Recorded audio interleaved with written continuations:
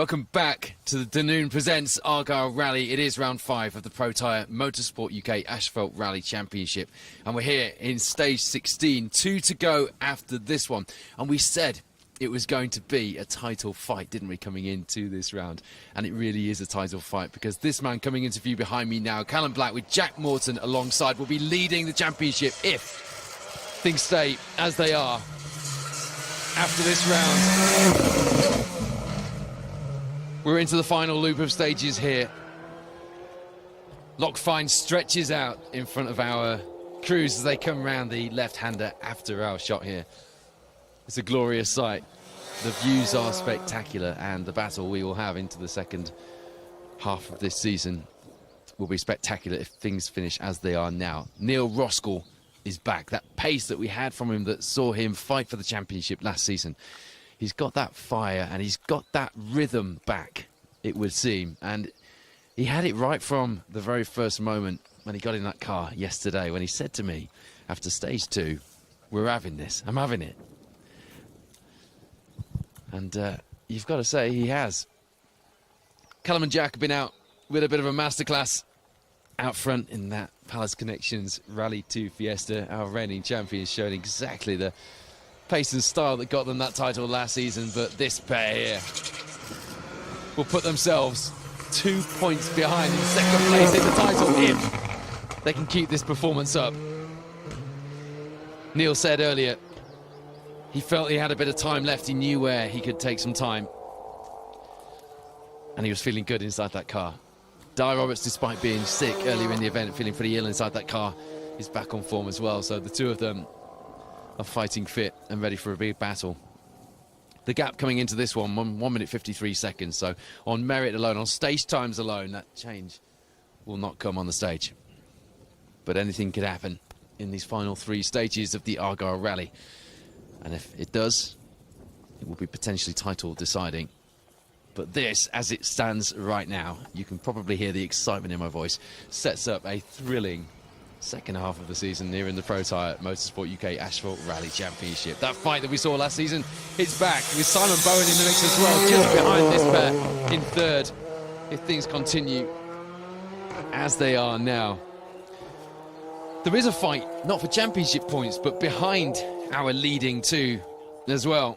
And it's between that car you just saw there of Michael Binney and Claire Mole and the Fiesta R5. And Ewan Thorburn and Paul Beaton in the Polo R5. Michael Binney and Claire Mole were fighting with Neil Roskell and Di Roberts for second overall. Don't forget, Neil's fight is not there. He'd love to be on the overall podium. Don't get me wrong, he'd love to be as high up as he can. That might be a long way back for the rest of the event. But as far as that goes, he's after a championship fight, not an overall rally fight here. This man, Ewan Thorburn, then, now in third place. Just a second behind Roskell and Roberts, and only 4 seconds ahead of that Fiesta R5 we saw just a moment ago. Michael Binney and Claire Mole. Cars running at 2-minute intervals to spread the field out and get back some of that time and the gaps that we had in the earlier stages. The good news being that myself and Phil Bramwell might not have to fill as much space this time, which is good news for you watching at home. You get more rally cars and less Woodford and Bramwell. I don't know, I suspect there might be a few nutters out there who quite like a bit of Woodford and Bramwell on the Saturday afternoon on the telly, Phil. Don't look at me like that. They must be mad. I did. Phil told me that somebody had commented saying that I was welcome to go and view their Hillman Imp in Glasgow on the way home tomorrow. Very kind. Not sure I'll have the time, but we do appreciate it. We'll get to some of your comments in a little while as well. Even if Hugh Brunton, see here, finishes in third place in the championship, which is where he is right now. He's only got 1 finish, which was the Legend Fires Northwest. He didn't do the Manx, didn't finish the Jim Clark. So, doesn't have the required finishes to score in the championship when it comes to the driver's title fight, which is frustrating given how strong he has come on.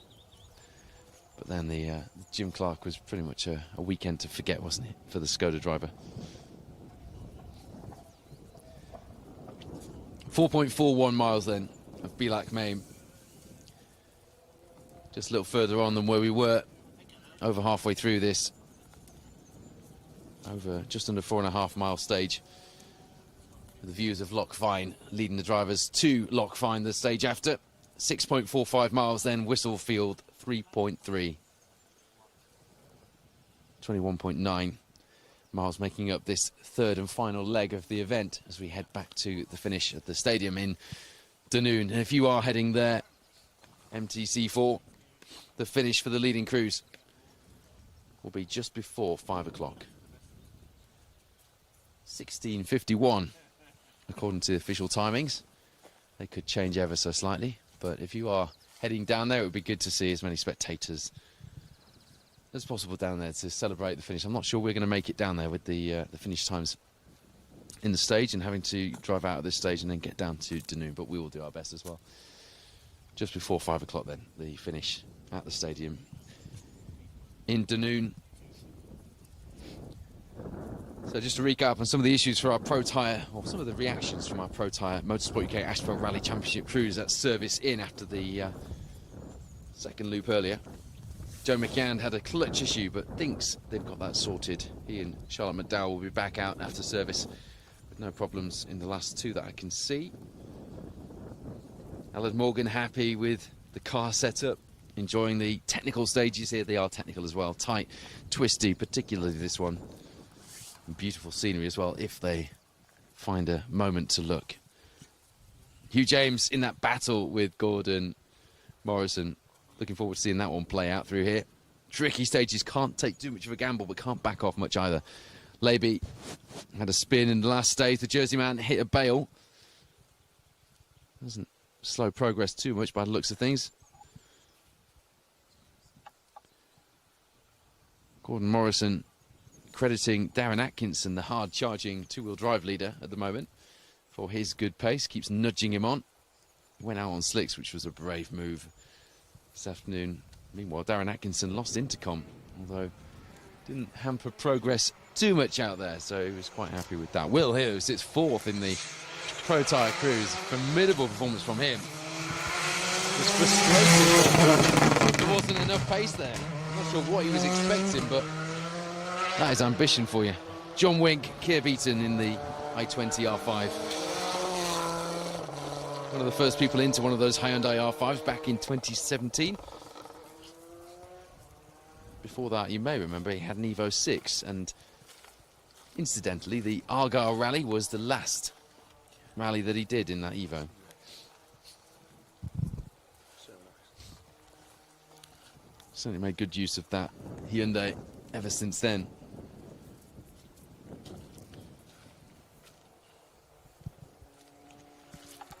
Birthday weekend for Will Hill, and you'll see from him shortly in the Hills Ford Fiesta. Mighty impressive performance so far this weekend to be within the top 10 overall and in the top 5 in the Protyre Cruise. As you see, Rory Young and Alan Cathers having a much better weekend here further north in their last outing on the Jim Clark and the Reavers.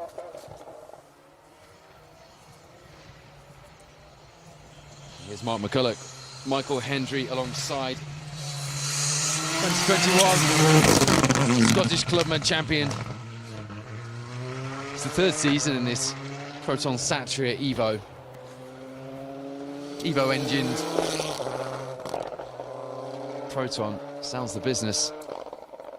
Smells hot coming past us. Those brakes really do smell hot. There's a waft of that as he went past. I know this isn't scratch and sniff, but we couldn't smell the other cars. Quite the same as that one. 2-minute gaps as well, so close together. There's an issue there somewhere. Someone's been off, maybe. Just to remind you that we'll feel like there's bigger gaps on this. That's because we've gone to 2-minute intervals between cars.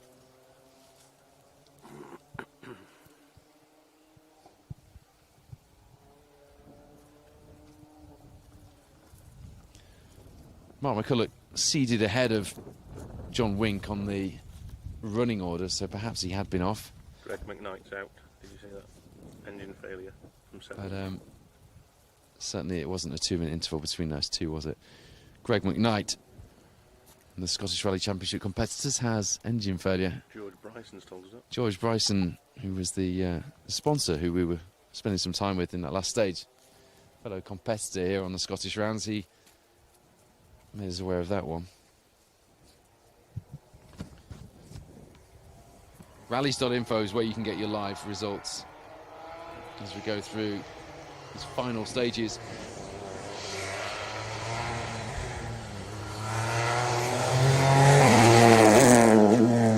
There is the man who obviously has his sights set on big things this afternoon, because there's one heck of a performance from Will Hill, Richard Crozier alongside. That Fiesta Rally 3 in B14. Had a rare retirement last time out, didn't he? In fact, the last time William Hill retired with a mechanical DNF was back in the Fiesta R2 in 2018 on the Mueller. He did roll the Fiesta Rally 2 on the 2021 Three Shires, but we won't talk about that. As he's sponsoring it, no, probably that's not.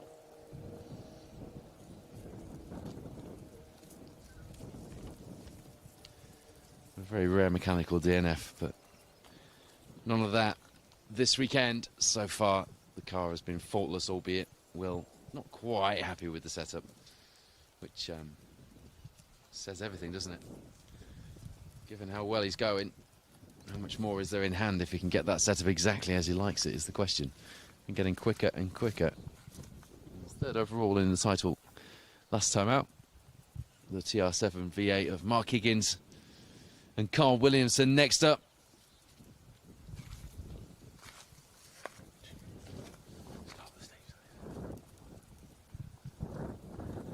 We'll hear that rumble of V8.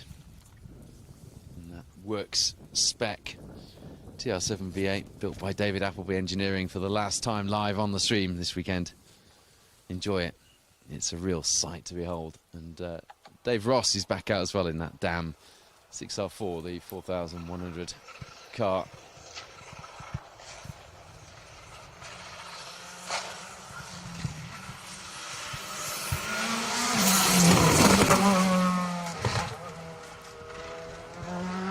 Willie Patterson, Tom Hind. They were targeting a top 10 last year until disaster struck and they ended up stuck in a ditch. And they will be in their Scottish Rally Championship sponsored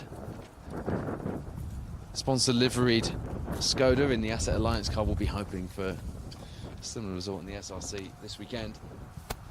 At the moment, just outside the top 10 overall. 22 seconds back from the car that you're about to see through the stage. Mark Higgins and Carl Williamson in the Triumph TR7. That is some performance from a car which is quite clearly the mere fact that 40 years have gone past, 50 years have gone past, is outclassed in this field.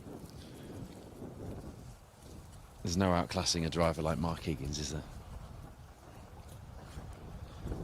For him to be in the top 10 at the moment is mighty impressive.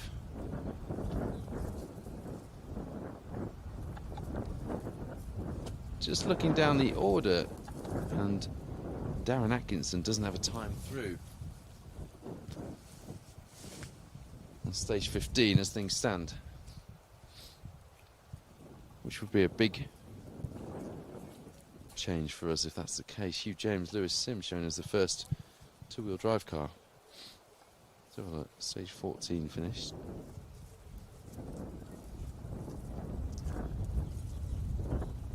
No time either.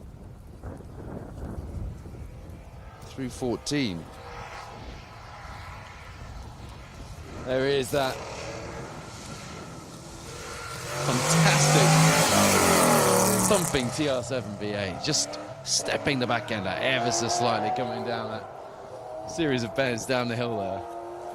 The weight of that car just just looking like Mark having to wrestle it around. It is so good. Phil Bramwell is just as enamoured with that car as I am. Yeah, it's just fantastic to see that being driven at full tilt, leading the British Historic Rally Championship Cruise here this weekend from a top 10 overall position. Split by a Hyundai i20 R5 and sandwiched by a Hyundai i20 R5. Skoda R5.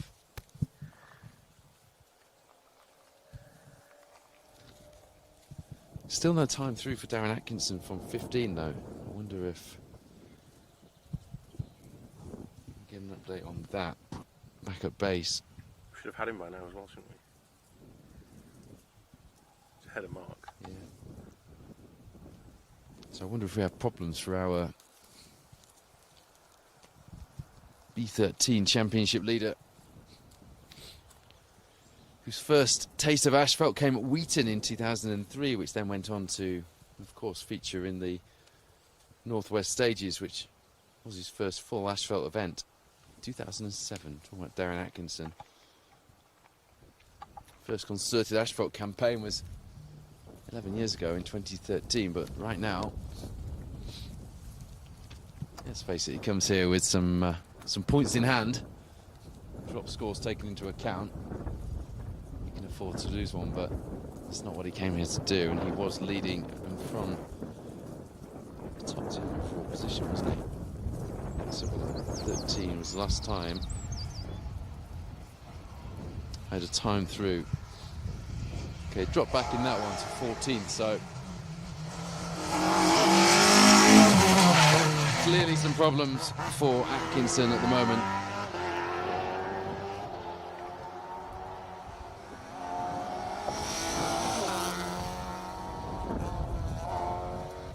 There's Craig Rutherford and Ian Fraser. Currently third in class, 17th on the overall leaderboard here. But it is Darren Atkinson who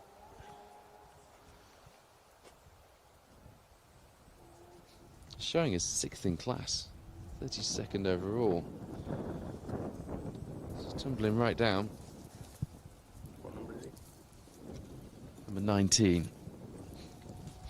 The trackers have been a little bit hit and miss this weekend, so I'm loath to commit to anything I'm seeing for the first time on the results. But we have got the times in. Next car.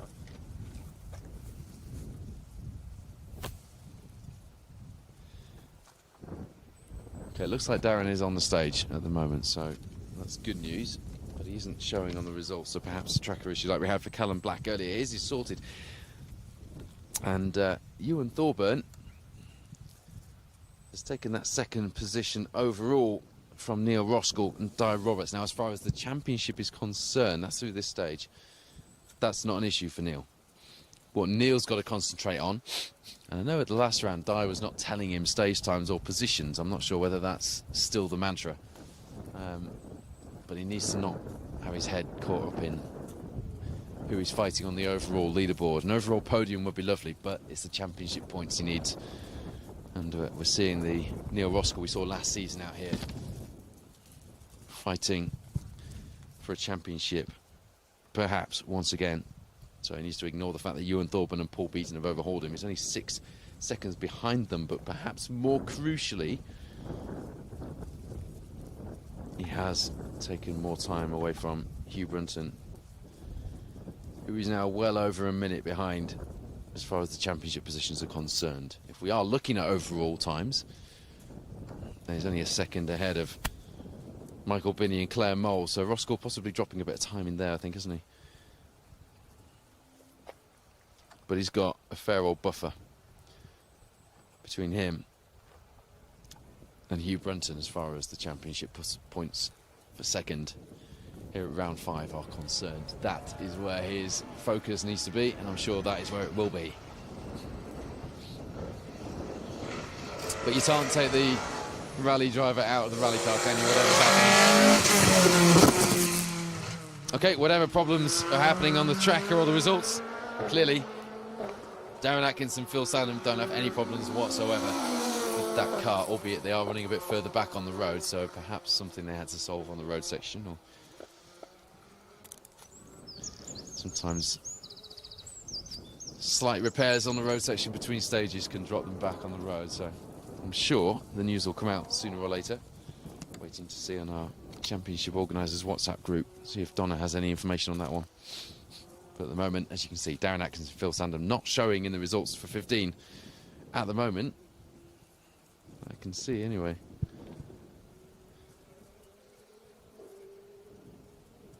Oh, sorry, now they are. They've got time in there now. Back in 26th. 4th in the class. There is a story to be had there somewhere, isn't there? Because now they're fighting. I say fighting, there's still a 44-second gap, but they're just ahead of Gordon Morrison and Ian Parker. And 10 seconds behind James Laby, Sean Cunniff. That's not a problem for them. Something's definitely happened there, hasn't it, to Darren Atkins and Phil Sandham, running out of position and dropping a handful of places. Well, over 10 places between the last couple of stages somewhere.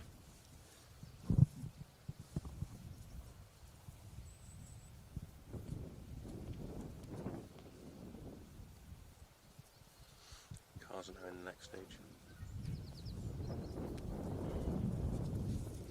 Mentioned earlier, we'd probably be able to get to the final provisional overall results for at least the top crews on the entry as we go through this 16th stage, because they'll be starting the next stage very shortly. We'll have time for that soon. There's only one more to go after that. So we'll keep you updated.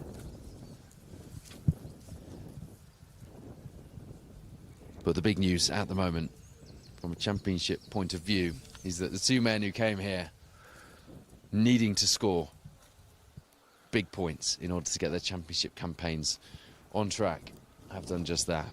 The third man, Hugh Hunter, with Rob Fagg alongside, retiring after landing heavily on a jump earlier. Hugh still recovering from the back injuries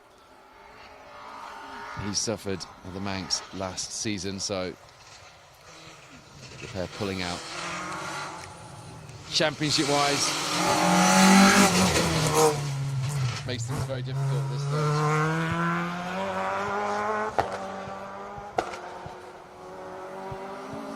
There is Gordon Morrison, Ian Parker alongside.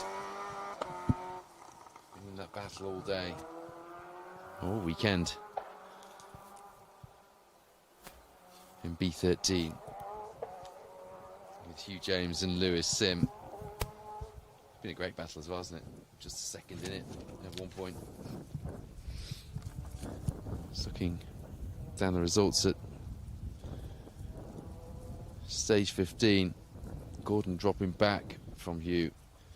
It's Hugh and Alice Morgan's having a tussle at the moment. But even then, there's 25 seconds now from Hugh back. So if that time for Atkinson is right, Hugh James, Lewis Sim looking like our first two-wheel drive crew on the road here as we go into the final stages of the rally.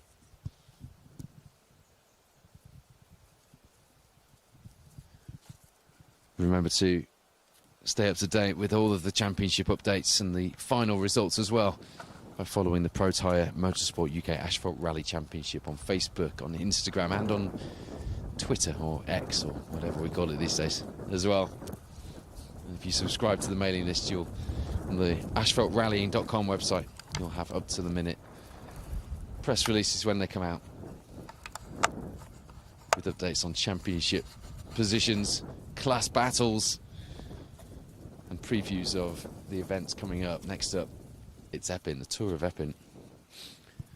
Two big events to finish us off with as well, the Rally Ceredigion and the Hills Ford stages, formerly known as the Three Shires stages.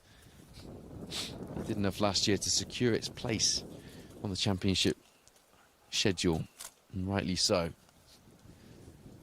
Championship organiser Paul Morris experiencing the event from the inside of a car, inside former champion Steve Wood's C3. And like the rest of us, was very impressed with how it ran, so there we are. That's what the rest of the season looks like. But as far as the stages are concerned and what that looks like, well, the battle is very much, if things stay as they are, going to play out on the stages, isn't it? We can't wait to see that. So James Levy then had an issue. Far into a bail, we were told. Can't see any evidence of it on the car, but came here looking for a decent result. He won the Jersey Rally last year. The only other event last year was the Three Shires that I just mentioned. He was 17th overall on that. He was inside the top 20 in our Protyre cruise on the Legend Fires Northwest stages this year.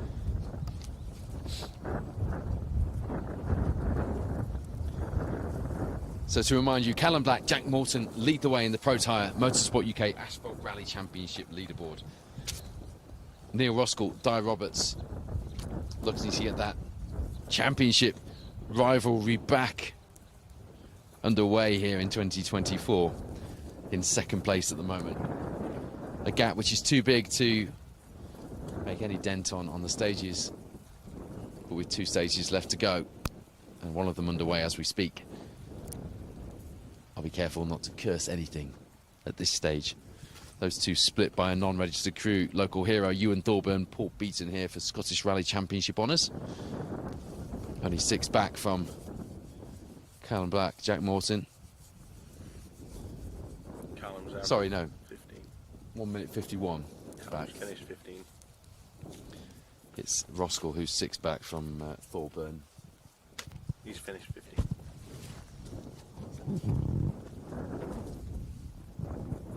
Sorry, yeah. Callum's cleared the 17th stage of the day then. So it's Neil Roskell. 2 minute 5 seconds, the gap now. Callum taking a further 13 seconds in that one. But Neil will be playing a managed game in these last 2 stages. There are some big risks to take here if you're pushing on. These stages are tricky and challenging. They leave no room for error. And Di, as an experienced co-driver, will be telling Neil, as if he needs telling, it's the championship they're focusing on now. Just back it off 1 notch, maybe 2. Big gap in hand to Hugh Brunton. No chance of catching Callum on pace on the stages alone now. Too big a gap. Maintain and get to the finish. Take the points. Take the Protyre podium. Possibly even an event podium overall. Ewan Thorburn, Michael Binney, just coming through that finish now. No times in yet here through stage 17. But it won't be long.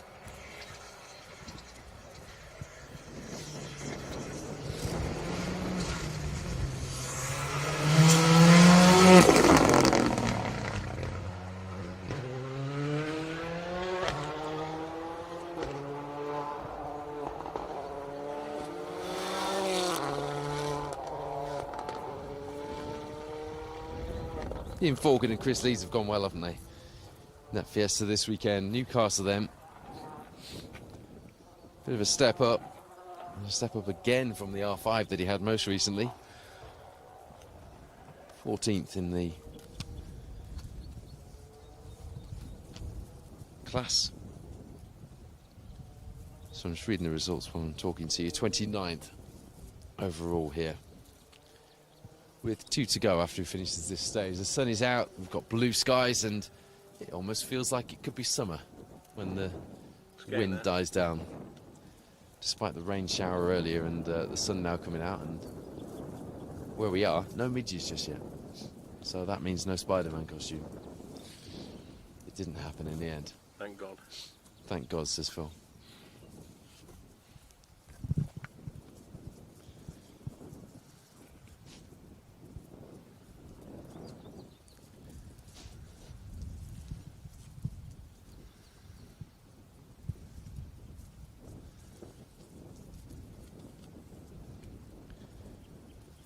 William Hill, Richard Crozier then through the stage up into 7th place on the overall event leaderboard. Maintaining their 4th in the Protyre Motorsport UK Asphalt Rally Championship Cruise. They're 2 minutes 14 behind Hugh Brunton and Drew Sturrock in the Rally 2 Skoda as well. So that is the best that we can see from them this weekend, except for any problems which may occur up ahead. But I'll tell you what, that is a formidable performance from the Rally 3 Fiesta, which, let's not forget, came 3rd overall in the championship last season. The Hills forward pair clearly expecting big things of themselves coming into this event. His birthday weekend, I would argue, Will Hill has achieved those big things. 4th overall is a very, very strong result indeed.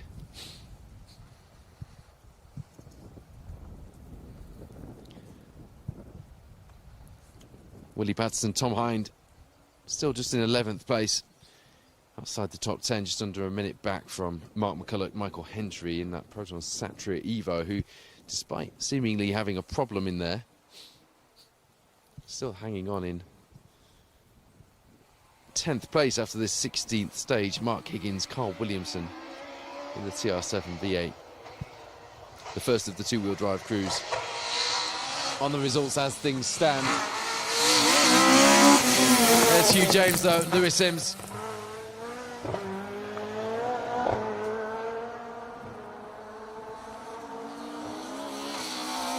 Coming into this stage, the first of our two-wheel drive crews.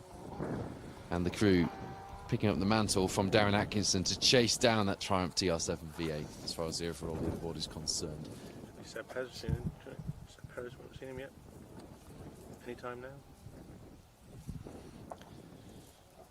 You've got not just championship crews, but Mark Higgins, Carl Williamson, the first of the two-wheel drive crews overall.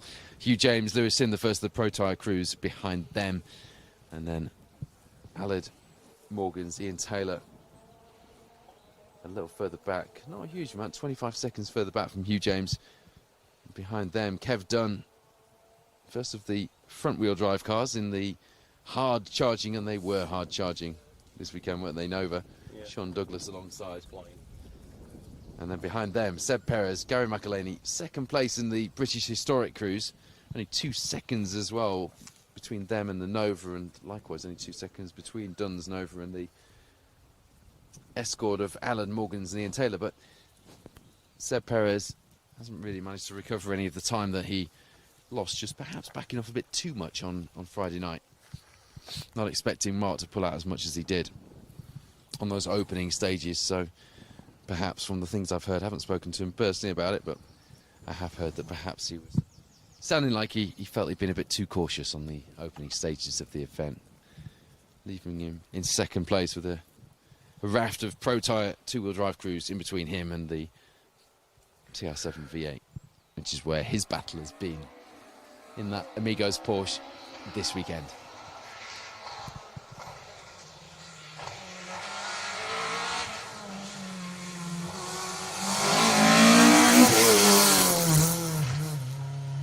There is the Mark II of Aladwin Morgans. Well, he really did single venue rallies until last year when he did Ceredigion. And finished his season last year on the southwest coast of Ireland for the Fastnet Rally, where he came 6th in class, which set him up nicely for a championship campaign here in the Protyre Motorsport UK Asphalt Rally Championship in 2024. And you've got to say, he's done a good job so far, coming here 3rd place in the class in B13, 12th on the overall championship standings, looking for a good haul of points, which at the moment he will get with the 2nd place finish in B13, second of our two-wheel drive crews. Just going into the second half of this stage, and then he's got 2 more to go.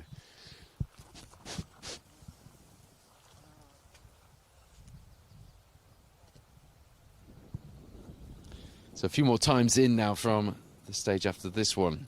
Callum Black, Jack Morton still lead the way. 1 minute 55 the lead, back to Ewan Thorburn. Paul Beaton, former Scottish Rally champions, back here as a late entry in the VW Polo R5 on home turf.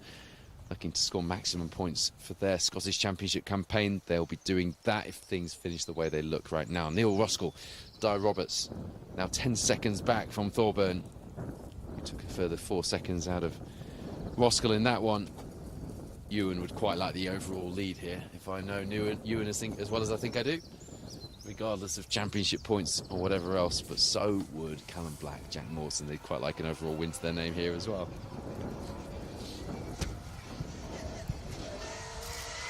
Look at that Nova being absolutely thrown around. Perfectly set up there. Kev Dunn, Sean Douglas. You can see how much they trust the car through those fast turns.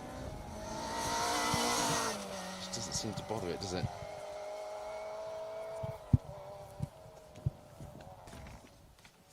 It's the same for them on the Jim Clark as well. Absolutely flying. Took first in class on the Jim Clark and the Reivers Rally for that matter. Interestingly, Kev also rallies a Corsa and a Civic Type R as well. Retired on last year's Reivers and the Civic and retired on this year's Northwest Stages and the Corsa. The Nova, by far the more reliable companion, and I would argue by far the more entertaining. Certainly doing the business for him this weekend here on these beautiful roads of the Scottish Peninsula, with the sun out now, just wandering past the camera. Sorry, Phil Bramall. The view down to the lock is absolutely beautiful. You're right. You took a walk down there and you were quite impressed, Phil. It's stunning, isn't it? Yeah, absolutely incredible, yeah. It's just a shame we can't get it all on camera for you. You'll see certainly more of it from the second camera down the road where Sam is at the minute when he pans around. But yeah, it's just a fantastic part of the world. It's just so beautiful up here.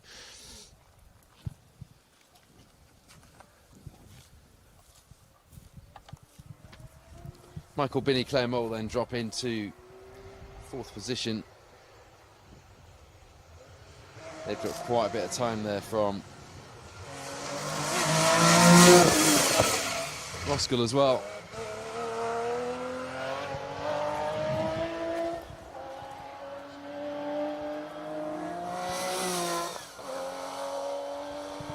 There is the Porsche 911 SC of Seb Perez, Gary McElhaney, second in the British Historic Rally Championship Cruise.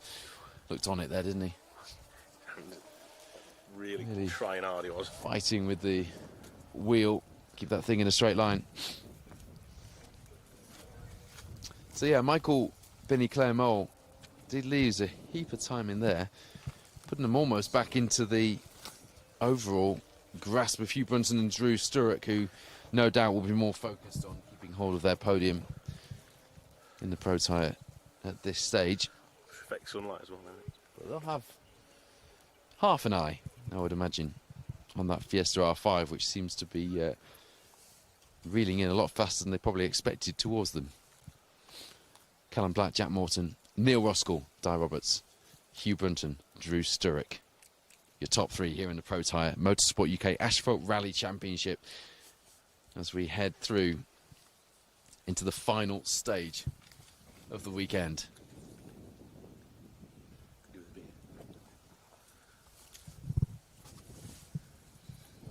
Phil Bramall's actually, I know it's been a long day for us, actually pulling a beer in thin air. Yeah, have you ever seen Ross Noble, the comedian? I have, yeah. Yeah, Ross Noble does things like that. And, right. yeah. You were quite visceral, just like him. I've seen him 4 times live. Have you? I think he's brilliant. He's ace. Like Ross Noble pulling his ice creams when you were doing that beer just then. Phil Bramall would quite like a cold beer. Because you know what, so would I. But first, I want to see what happens in this championship fight, because I'm excited by the prospect of a Callum Black and Neil Roskell finale again. Simon Bowen is almost certainly going to be in the mix as well. As you see, Johnny Mackay and Rachel Matheson past us in the Evo 7. Thank you, Craig Smith. If you know, you know. After their top 10 on the Reavers in what is quite a rare car to see out. You just don't see many Evo 7s. They come here, and as things stand, we'll be taking a pretty good result and a bag of confidence, as well as a haul of points towards the Scottish Rally Championship. They came second in class, 25th overall on last year's Argyll Rally. And if I can just flick back to 15. 16th overall, second in class. Pretty good.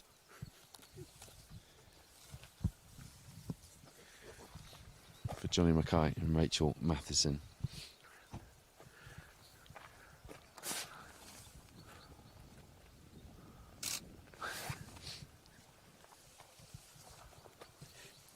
Rory Young, if you're looking at the overall results at the moment, Rory Young and Alan Cathers have overtaken Michael Binney and Claire Mole. I'm not surprised. They had a bit of a shocker through that last one, didn't they? So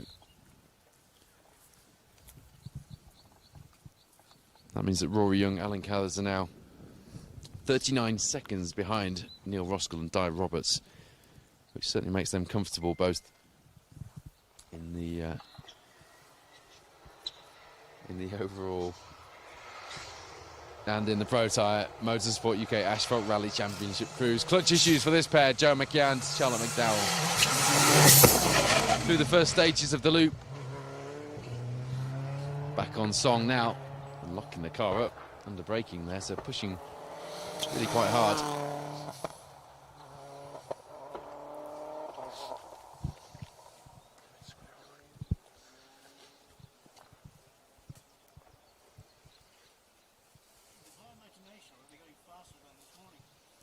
William Hill, Richard Crozier, still 7th place overall.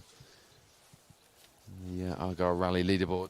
That is a fantastic position to be in that Rally 3 Fiesta.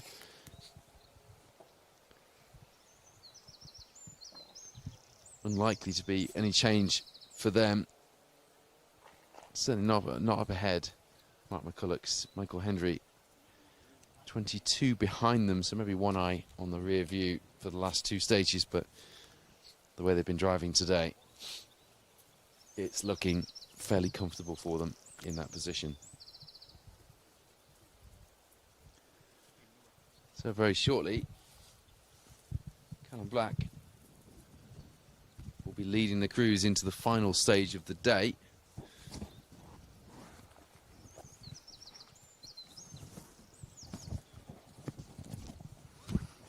We'll almost certainly get a provisional result, won't we, before we end this live show just now.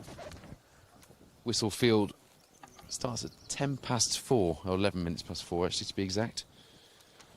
3.3 miles to close out the weekend and decide the final positions before heading back to the finish in Dunoon.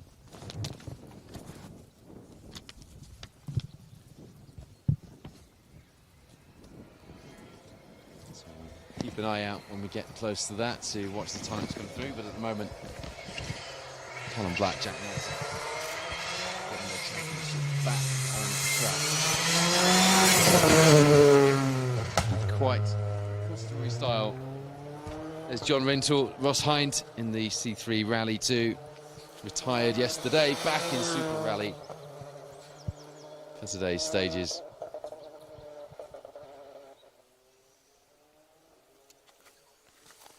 You may remember him in the Escort Cosworth or the Hyundai Accent WRC, or even more recently the Mini John Cooper Works World Rally car.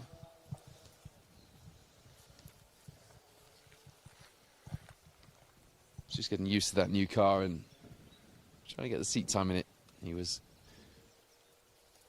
amazed by how composed the car was when I spoke to him. It's such a capable car. So despite retiring yesterday, he's just getting a bit more seat time in today. Don't forget, if you commented on our live coverage at all today, either on Facebook, on YouTube, on specialstage.tv, you're in the draw to win one of the Rallying is Life t-shirts. Money can't buy Rally TV merchandise.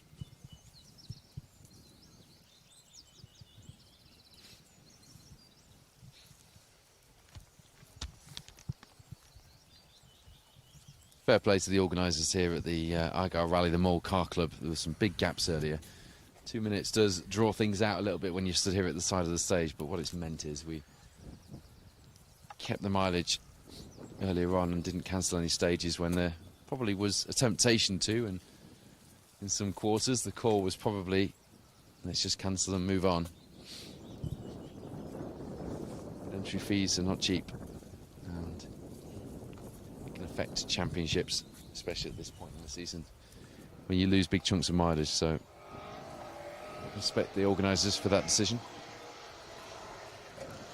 Feels right though, to do with a cold beer.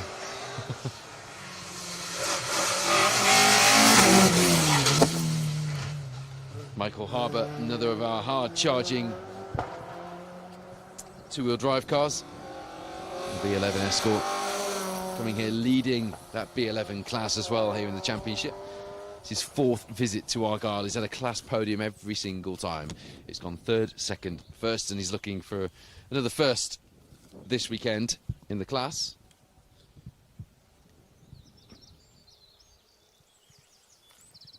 Only Nathan Evans and Ben Crump, who could have realistically challenged this weekend.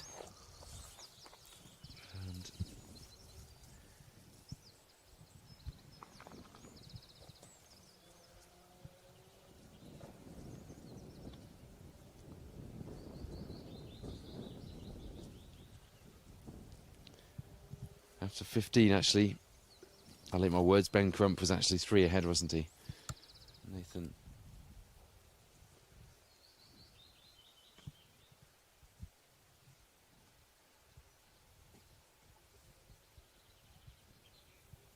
Yeah, Nathan Evans at the moment not going to be challenging for that, but Ben Crump 3 ahead, so that fight for the B11 class into these final 2 stages will be interesting between those Mark II Escorts.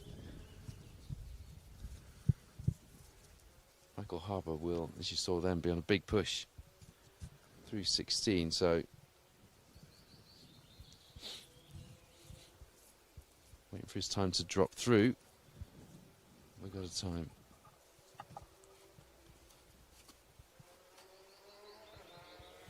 We have. So Michael Harbour's time has dropped through from this stage.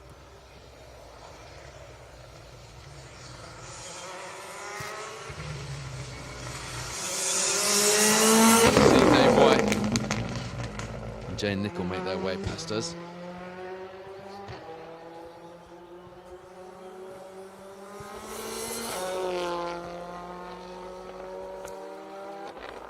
Michael Harbour doing a 5 minute 23 through the last stage. Actually hasn't posted a time yet for 16. I didn't think he had, but he was showing on the overall leaderboard as being clear.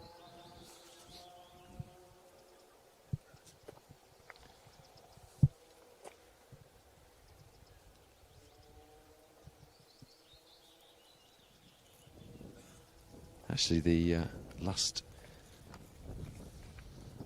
car to have posted a time on the board, at least for stage 15, is Michael Harbour. Kill mode in the stage before this. It gets to that time of the day where we're all trying to do quick maths in our head, and it doesn't make for very good radio at times, does it?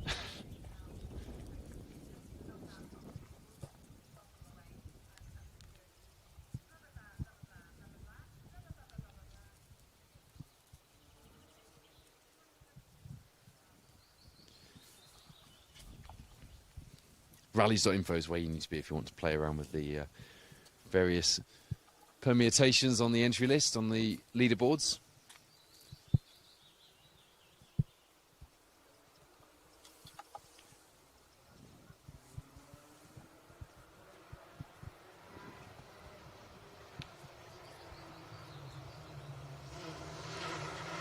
Gordon Morrison, the last car to have posted the time on the board so far. As you hear the sound of a World Rally car blatting its way through this stage. It smelled nice as well, didn't it? There's one of those cars that you smell when it goes past. I used to remember that. I mean, it's not so long ago, is it? But the World cars just had a smell to them.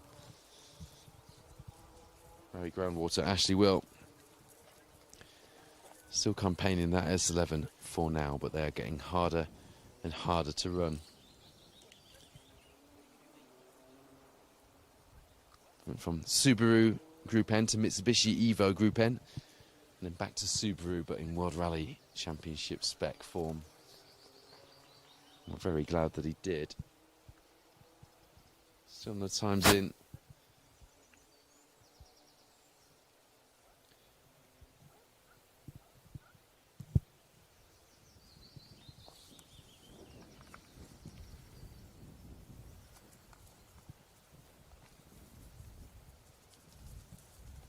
Right, Michael Harbour, Cameron Dunn have got a time through for 16 now. It's just not showing as an individual time. I'm just seeing where Ben Crump comes in once we see him past us. Looking for the yellow Mark II Escort. That's the fight for the B11 class here in the Protyre Motorsport UK Asphalt Rally Championship. But as far as the fight for B13 goes this weekend, well, Hugh James seems to have that one covered off quite nicely, doesn't he? Although Mark McCulloch and Michael Hendry have now slotted in between him and Mark Higgins and Carl Williamson in the TR7 V8. So the Proton Satria Evo now into 10th place, splitting those two. Willie Patterson, Tom Hine dropping further back as well to 12th. We're in Morgan's, Ian Parker not far behind. Here is Ben Crump. We'll need a big push through here.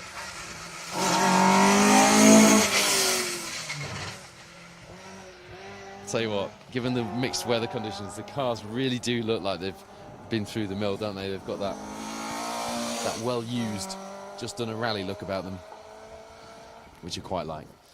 I was enjoying the last hour and a half or so of Le Mans last weekend. I don't know if you watched any of that. That was exciting. And again, we've gone back to the cars looking oily and grimy. There seemed to be a period where they were washing them in the pits, and they just didn't seem to finish the race and look like they'd done 24 hours of racing, but they do again now. That's what you want. You want the cars to turn up at the finish looking like they've been into battle.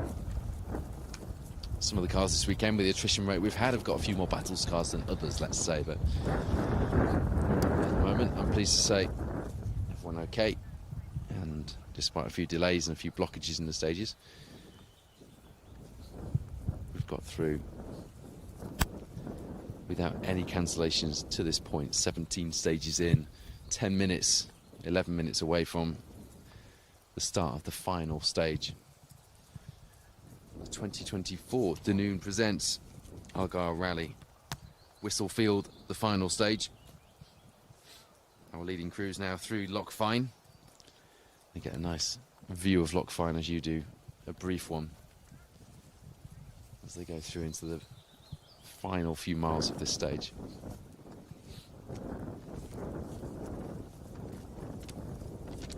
I hope you've enjoyed the coverage this weekend. Don't forget, we'll have a highlights package of this event, as well as the Donegal Rally, which is also taking place this weekend, in the Irish Tarmac Rally Championship, as well as Rally Barbados and some BTRDA gravel thrown in there for good mix as well in the special stage rally show in association with the Mini Rally Challenge. Comes your way on the first Friday of July. Can't believe we're in July already, which will be the, let me get this right, be the 5th, won't it? The 5th of July. You can watch previous versions of the show. I should say. At specialstage.tv.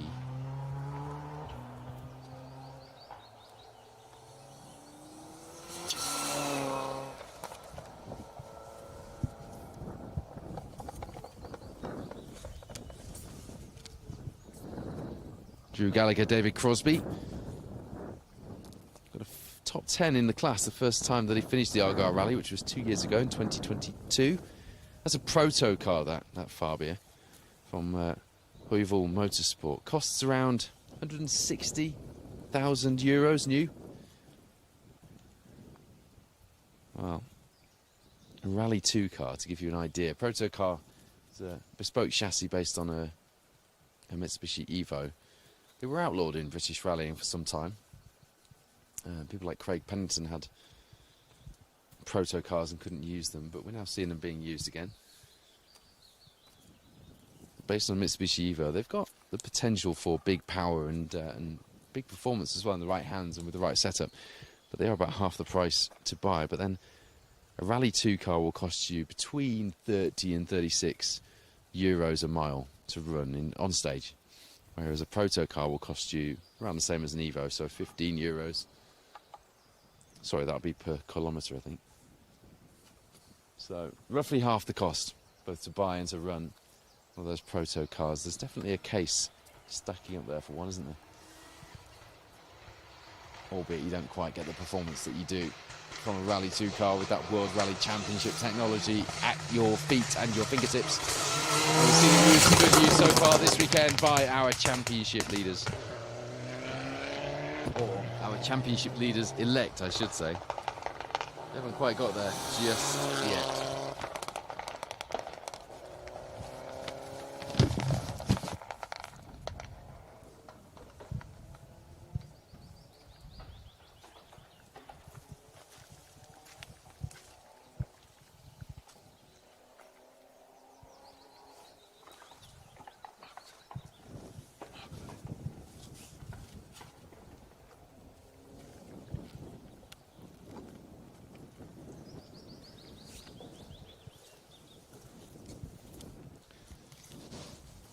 Nathan Bolton, Phil Kenny then, one of our B14 competitors in the Protyre Motorsport UK Asphalt Rally Championship, their busiest season yet as well.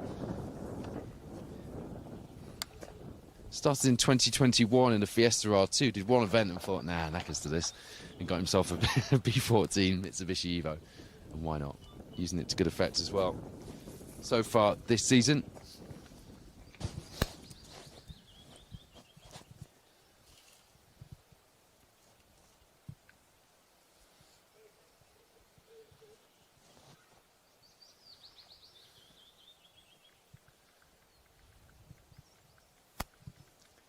yesterday was the summer solstice, the longest day of the year, and today has been a fairly long day for rallying, hasn't it? These stages have been very drawn out, and quite a compact schedule has turned into quite a long day out here on the stages. Been good though. Enjoyed the action, and the locations we've picked have been good. And the variety in the Protyre Motorsport UK Asphalt Rally Championship, and mixing ranks with the BHRC and the Scottish Rally Championship and Scottish Tarmac Rally Championship as well. It's really added to that. And it is, as Donna Preston from our organising team just announced, sunny in Dunoon. Oof, that is a very poorly sounding super impressive, isn't it? Whoa.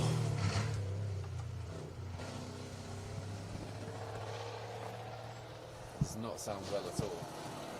It's not a happy birthday present anymore. It wasn't a birthday present. It was a university graduation present to himself, wasn't it? Phil Bramwell. Wrong again. It's like being out with my wife. It's like being out with his wife. He's wrong again. It's alright. Producer Wayne will probably come in my ear in a minute and tell me that he was... that he's got better waves.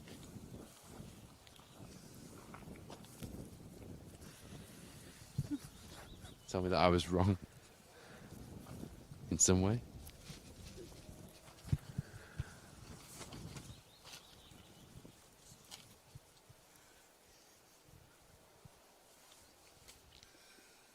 But fair play, Rob Cotton, last time we saw him was in the juniors in 2018.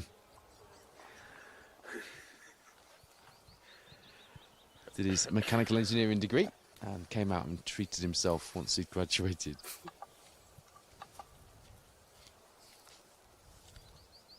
To a GC8 in Pretzer, and although it doesn't sound very well, we'll be nursing that car to the finish now.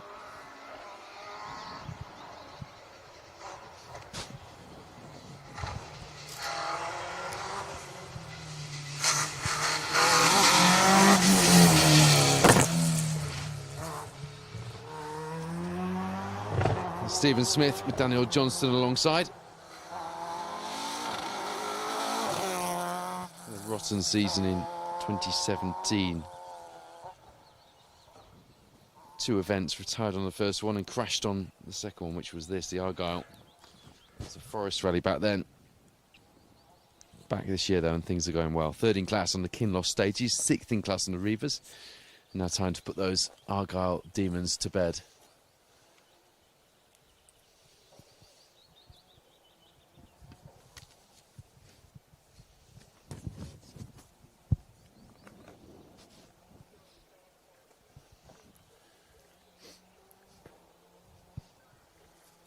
Good to see for Steve Magson, retired with a misfire after stage 3 today.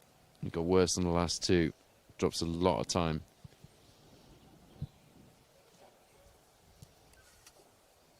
But he's going out to Spain on holiday now, so on his way to the airport and with Janis sorrows and a few Spanish beers, I'm sure.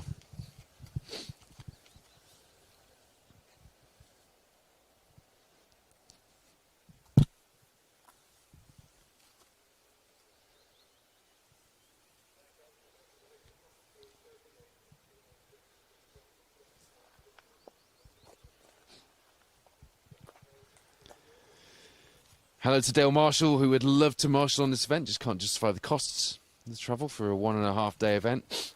No, there's a certain commitment required there, isn't there? These 2-day events certainly suit local crews a little more. But fair play and thank you to all of the Orange Army on this weekend's Argyll rally. Superb. See Gordon Cunningham, Stuart McManus through.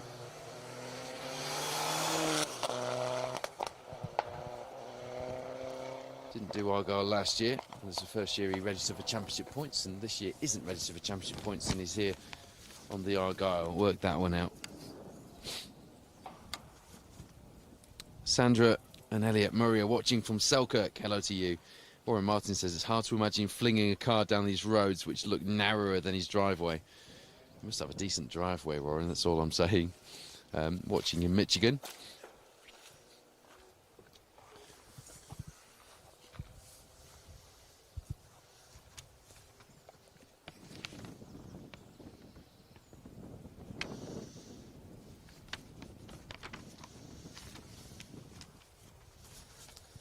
Dean Roskell says F1 get in.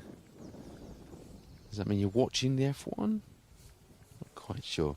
Jamie Vaughan says round of the Protyre Motorsport UK Asphalt Rally Championship and I'm at the zoo. Something not right here.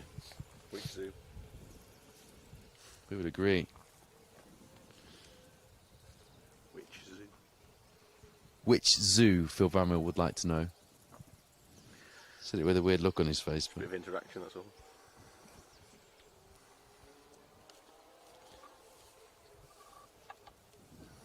Sounds like it.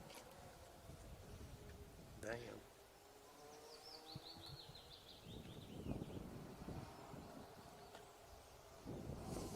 Lewis Sim actually reporting that they're on 3-minute intervals, not 2 anymore. Here is that glorious Dam David Motorsport 4100, based on the 6R4, developed by the late great Tony Pond and David Appleby, who was reunited with it. Car build number 2 this weekend.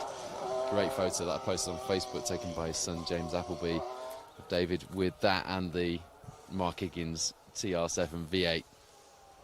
And if you are a rally driver who fancies doing something a little different, I think the development with the TR7 V8 is about at the point where you could probably bring it out and fairly competitive if you're handy behind the wheel. Be nice to see a few more of them out. I think they're building 6 altogether, aren't they, including that one? And they are incredible bits of kit, so I really do hope that. Dean Roskell saying, bring it home now, Roski. Points mean more. Yeah, they do mean more.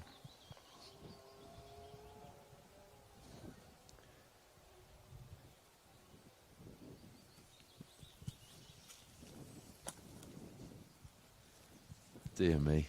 Bramwell's so proud of himself. We've had a bit of news that the Scottish Championship have not been able to find the adapter for their arch to blow the blow-up arch up, and it's led to a lot of dad jokes down here. So if anyone's got an adapter and can help them blow their arch up at the finish in Dunoon, that'll be most appreciated, because it's nice to have the arches down there. It does add to the show a little bit. Or a foot pump, indeed, yeah. But Phil Bramwell's been all full of these. He's very deflated about this, and he's had all these dad jokes coming out. He just looks dead proud of himself. So yeah, if you've got, if the Red Bull guys are still around and have got the adapter for their arch, then the Scottish Championship would quite like to hear from you at the finish at the stadium in Dunoon, so we can get that arch up for the finish celebrations. He's still on with the dad jokes. He's just going to keep going, I think. So the last stage of the day now underway. As soon as we get those times through, barring disaster, and it would be disaster at this stage, wouldn't it, for Callum and Jack? I mean, they haven't had the best of luck this year, but it hasn't been that bad. We do expect to be seeing them leading the championship coming out of this round and heading towards Epint.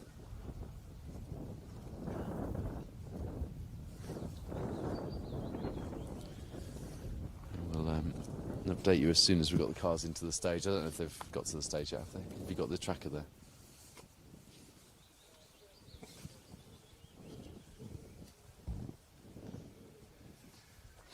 No, not yet. Not yet at stage arrival. For the next stage, there's nothing at the arrival for this one either at the minute.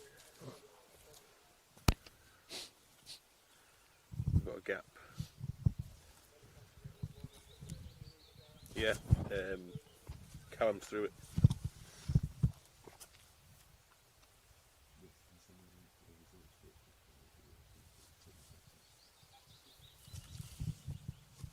Callum's completed the last stage. Callum's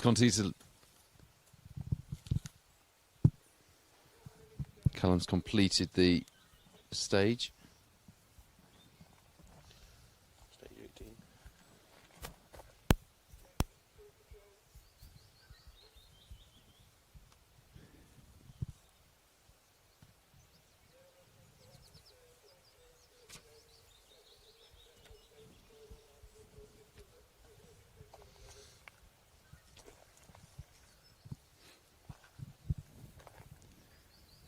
We've got a bit of a treat for you now, just a bit of rally nerdery.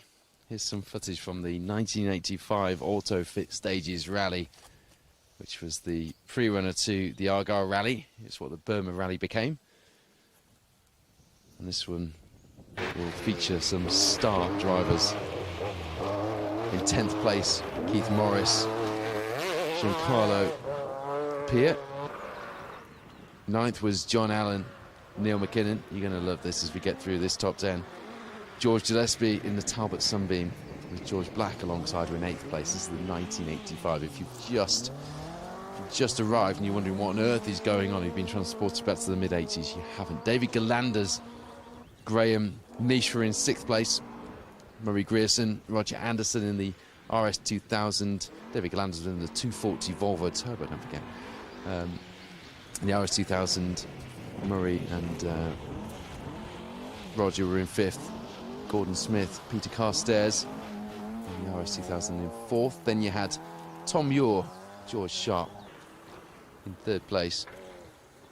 George Marshall, Lynn Jenkins in the Chevette HSR in 2nd. And then, as a warm-up for the RAC, the first time that really anybody had seen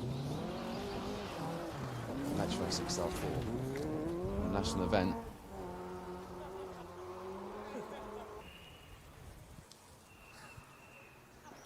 It was Tony Pond with Rob Arthur alongside in the Metro 6R4. Just outside the top 10, some interesting names. John Gray in the RS 1800 Mark II had a certain Colin McRae co-driving for him. This is the 1985 Auto Fit Stages before the Argyll Rally. This used to be a forest round, and way back in the day it was called the Burma Rally, and has had an all-star cast through the years. Some big names. And you only have to look on the retirements list to find a few more of those. Goodness me.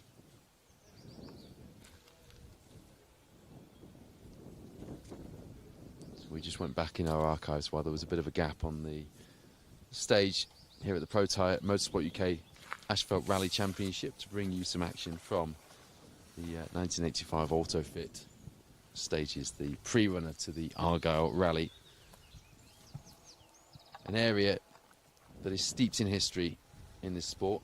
Not necessarily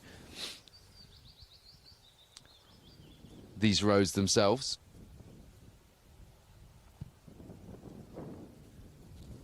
but certainly this area has played host to some fantastic rallies over the years.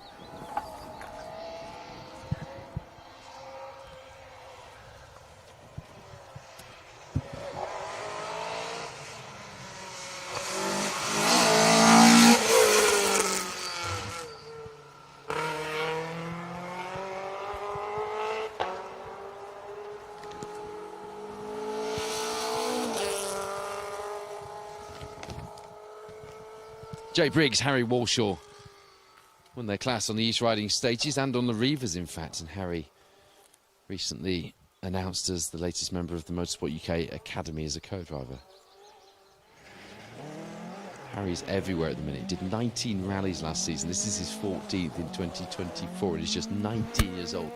Definitely one of our future co-driving stars, I reckon.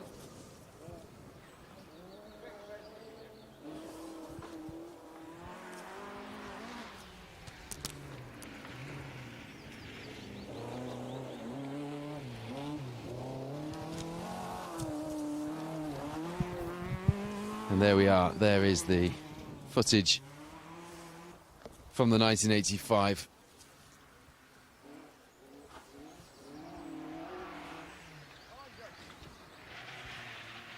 Autofit stages. Some fantastic sights and sounds there. You saw Wilson Gervin in the Toyota Celica 2000 GT.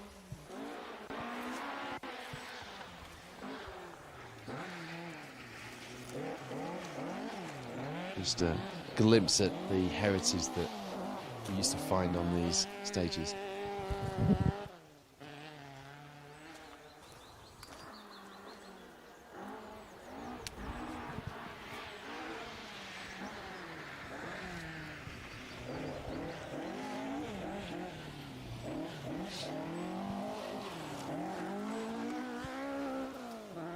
That was Wilson.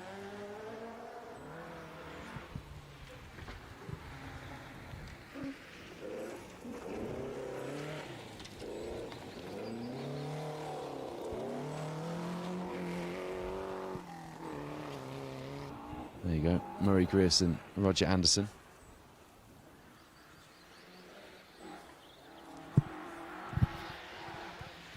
In car 14, it was John Baird, Dave Mallock. Excuses, we're flicking between. I wasn't expecting to have to multitask between results for today's rally, results for the 1984 and 85 rally, and various screens as well. To make it simple.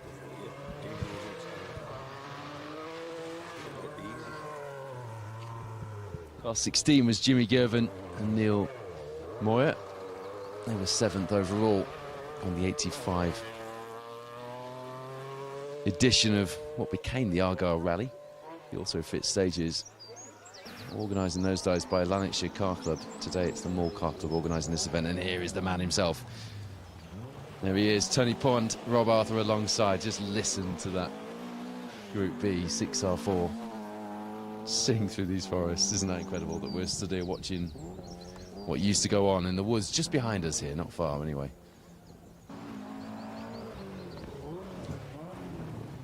The Opel Ascona of Tom Muir, George Sharp came 3rd on the 85 event.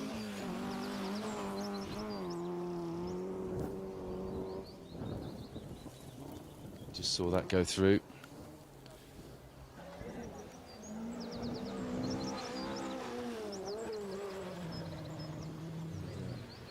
George Marshall, you saw him through with Lynn Jenkins alongside as well. Chevette HSR, 2nd overall that year. You just see how many spectators there were in the forests, and actually you see where they all used to stand.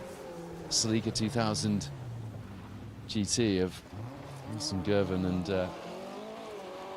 Dougald McIlvray. It's the later version of the Celica, that Phil Bamwell. It had the like a droop snoot style twin headlamp job. It was known as the ugly duckling of the Celicas. You're absolutely right. It's one of my favourite cars, actually.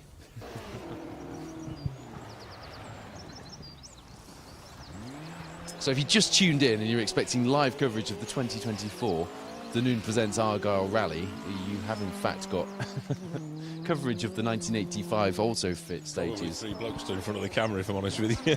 Yes. And we're stood right in front of the camera here, so you're probably watching us sat there watching the footage as well. But it is nice to see that. It is really nice to see that, and while we've been waiting in the gaps, we've had these little archive edits put together for you, so you got some action from the events of the past. But back to present day, and we have a title fight on our hands going into the second half of the Protyre Motorsport UK Asphalt Rally Championship season. Flicking back from 1985 to 2004.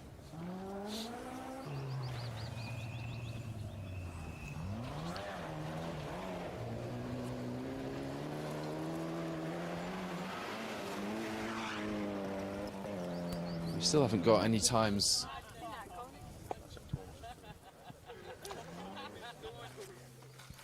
No times yet for competitors coming out of stage 18, but Callum has cleared the stage.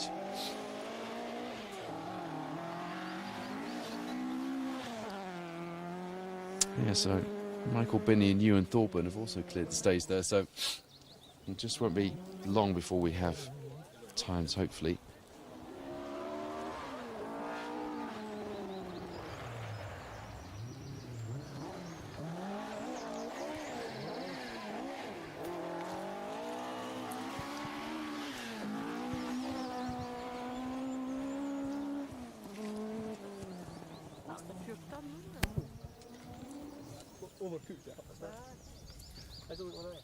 Times yet only showing for stage 17, the one after this one. Lockfine, Whistlefield stage, the last stage of the weekend.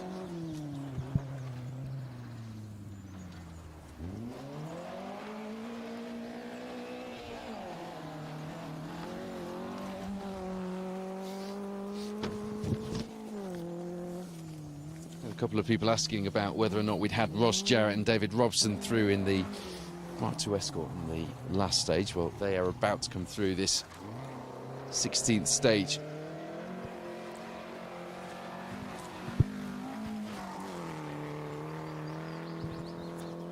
Second time we've been in Belak Main. It's been used quite a bit over the weekend here. Quite a few signs of adventures, shall we say, into the scenery as we drove into the stage. So we're about, well, less than a mile from the end of the stage here, I'd say. We're just over halfway into the stage for our last location earlier in the day for stage 11. Seems a long time ago, that, doesn't it? And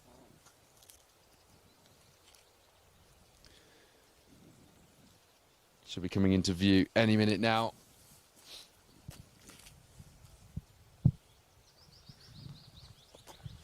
Ross Jarrett and David Robson, two of our Scottish Rally Championship competitors. Ross's first year of rallying, he's been racking them up though, 5 rallies this year. Last time out he took 8th place in class on the Jim Clark. Hasn't been off the podium at all in class since starting, which is quite a remarkable record, isn't it?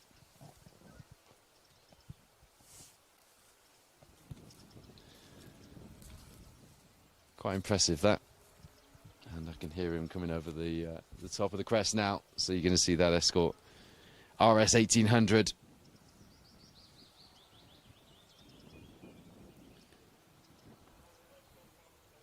I'm not sure it is an RS 1800 actually. I'm just doubting myself there, but definitely an Escort. We'll go with that, hey.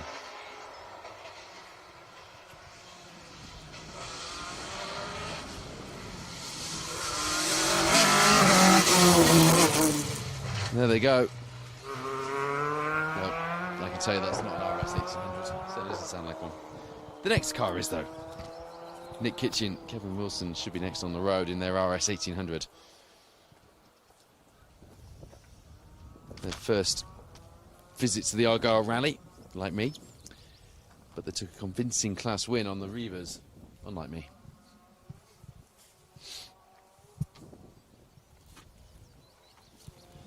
We believe that the cars have been moved to 3-minute intervals now, which certainly draws out the afternoon. It'll make for a nice celebration at the finish. There'll be plenty of time to enjoy the cars at the finish anyway. Probably 4 or 5 minutes. Yeah. Not too far off us.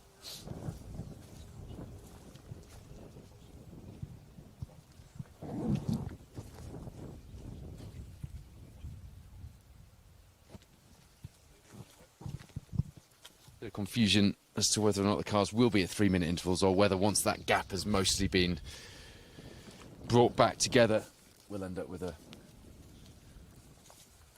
back to minute intervals.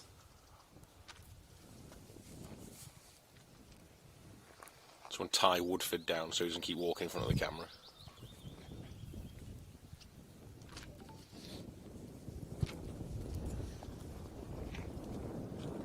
There's been a lot of talk about how good the stage was in the Dunoon Town Centre last night, which is amazing when you think about those sorts of stages over the years. And it was mentioned by a few people, wasn't it, in the stage end interviews, that those sorts of stages are known as Mickey Mouse stages, but it doesn't feel like that. It's not anything like that, because it's the spectacle that it adds to proceedings that just draws people in. And a few crews commenting that it reminds them what we're all doing here. There's Josh Evans, Tony Edwards alongside, not registered for championship points this weekend. The Argyll last year was Josh's first ever rally. He's done a warm-up at least this year. Did the Agbo earlier in the season, came 8th overall, 2nd in the class.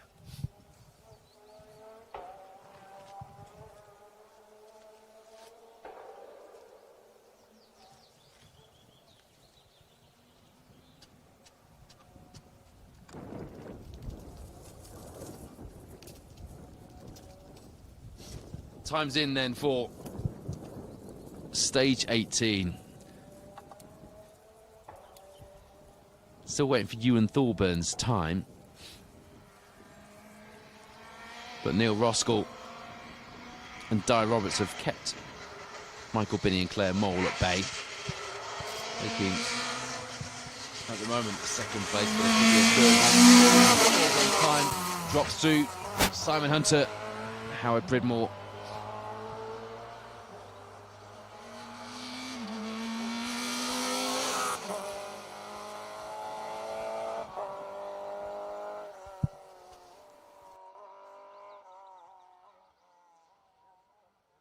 We knew this would be a good opportunity for Simon to get some class points on the board, leading the class, and no competition really here to stop him from taking maximum scores. However, it's not always that simple. So, took best presented car as well, that little Super 1400 Corsa.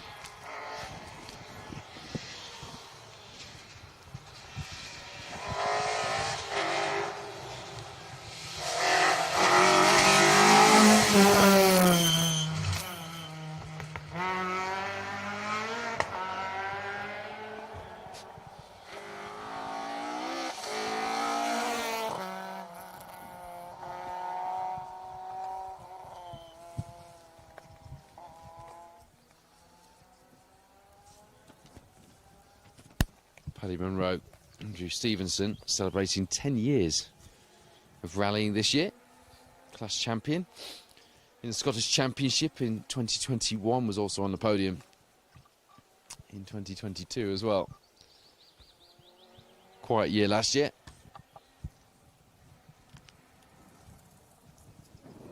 Back out on the stages this year in the Scottish Rally Championship. Convinced that that MGZR is a Super 1600 used to be.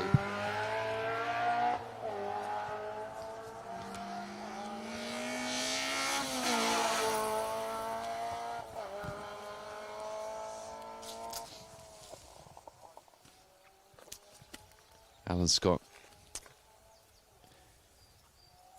Shayna Archibald, previously in a Clio, and now in that MG-ZR. Done 2 events in it so far. I should have checked this out actually between this and the last stage, but I'm pretty convinced that that is the ex-Callum Black car, which did start life as a Super 1600, became a Super 1400, didn't do the BRC Challenge.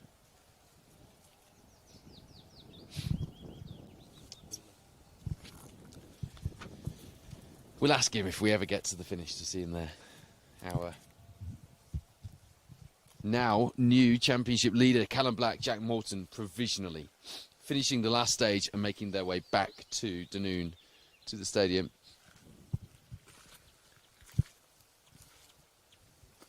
With a almost 2 minute shy, 1 second shy of 2 minute lead over local heroes Ewan Thorburn and Paul Beaton. Neil Roskell, Dyer Roberts make it onto the overall event podium provisionally. 5 seconds behind Thorburn and Beaton on a big, big push. Roskell's back, everybody. We've got a title fight on our hands, haven't we? Simon Bowen would have been watching this closely as well. We went into this round with him leading the championship in that S2000 Fiesta Turbo. But now, it's Callum Black with Neil Roskell 2 points behind. Simon Bowen trailing those 2, but still in the hunt as we go into the final few rounds of the championship. Michael Binney, Claire Mole take 4th overall in the event. Then it's Mark McCulloch and Michael Hendry at the moment, but we're still waiting for times through, so that's as far as I'm confident going through the leaderboard after the final stage, because we've still got times to drop in there. Hugh Brunton, Drew Sturrock will take, as things stand, 3rd place in the championship cruise on our podium this weekend. But as far as the championship is concerned, they won't have enough scores to mount a real challenge on the drivers, so they won't really feature in the drivers' point standings, which is frustrating, and that's the way it goes if you miss a round and then have a rough couple of rounds.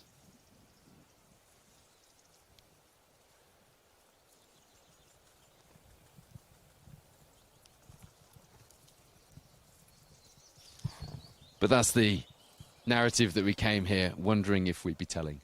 Callum Black, Jack Morton, Neil Roskell, Dyer Roberts, back in that hunt for the Protyre Motorsport UK Asphalt Rally Championship.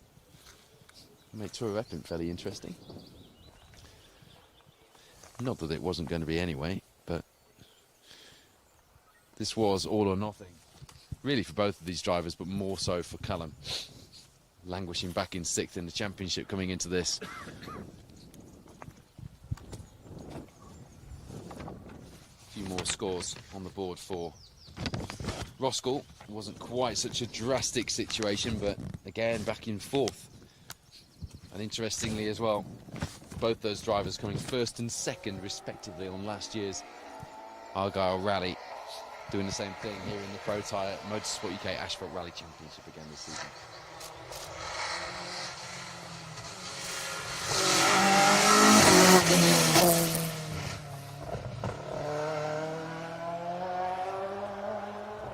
George Haywake, Zach Lynham in that glorious AE86 Corolla.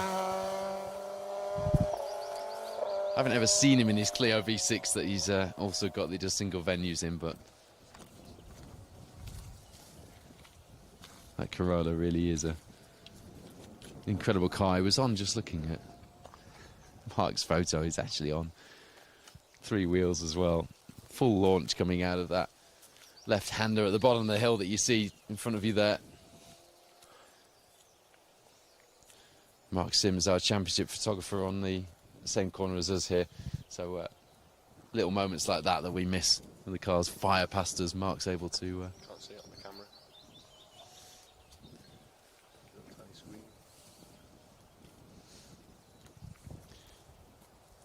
John Wink here beaten. Mark McCulloch, Michael Hendry are through the final stage and have posted a time. Willie Patterson, Tom Hind as well. Just waiting for Hugh Brunton and Drew Sturrock, the third of our Protyre crews, to post his time. Sarah Hunter, James Braithwaite. First season in that Fiesta R2T.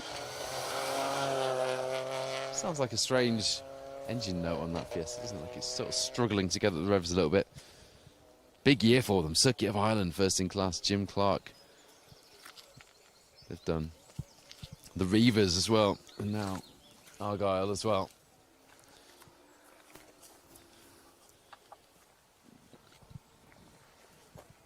Sarah didn't finish last year's Argyll Rally though,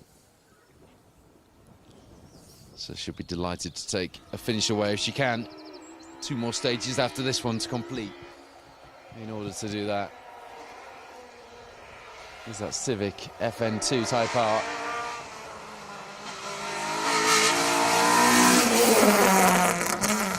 Andrew Forbes, Alex Hill, and in their 3rd year of rallying, and they took 10th in class.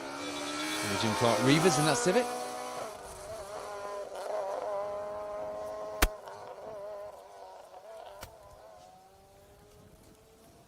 Well, after all of that talk of midges and after Kielder last weekend, the weather might have been quite changeable for us this weekend. Challenging at times, but there have been no real midges to speak of. We're all pretty glad of that one. Make the journey back tomorrow a little easier, won't it? So I've absolutely loved my first visit to the Argyll Rally. It's a fantastic event. I've not even been here for one of the Forest rallies previously. I haven't done an awful lot in Scottish rallying personally, except when our paths have crossed, such as in events like these.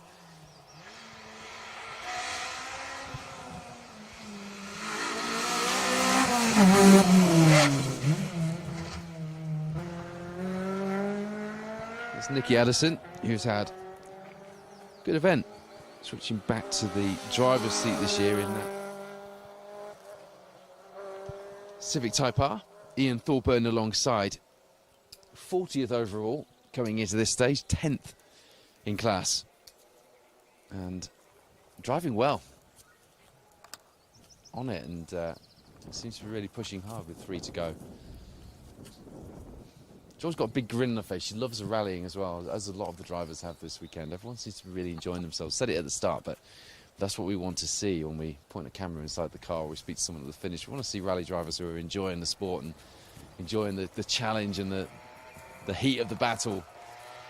Yes, we want to see the raw emotion and the frustration at times when it comes, but ultimately we all want to aspire to be sat in those seats, don't we? We've all been little boys and girls growing up watching rally cars. Listen to that. I love the noise that those cars make on the overrun. It's just a good job that they don't do the noise test on the overrun, isn't it? I think those Peugeot 208s might struggle.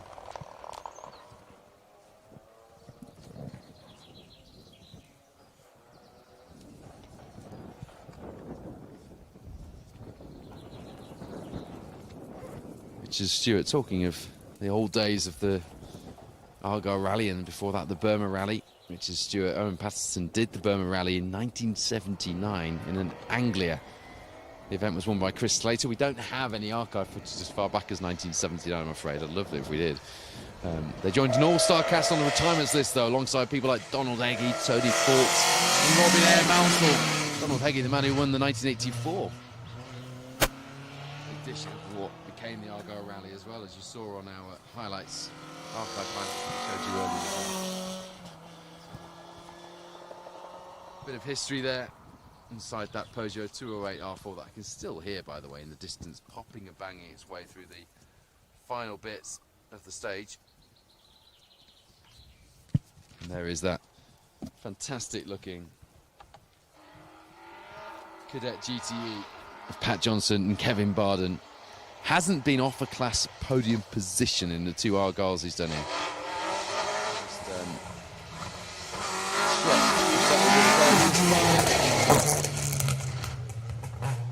Ninth in class, 39th overall with 2 to go. that record. Catch up here. But that's fine. There's David Hardy and John McCulloch as well through in their Escort, 5th in class, 27th overall.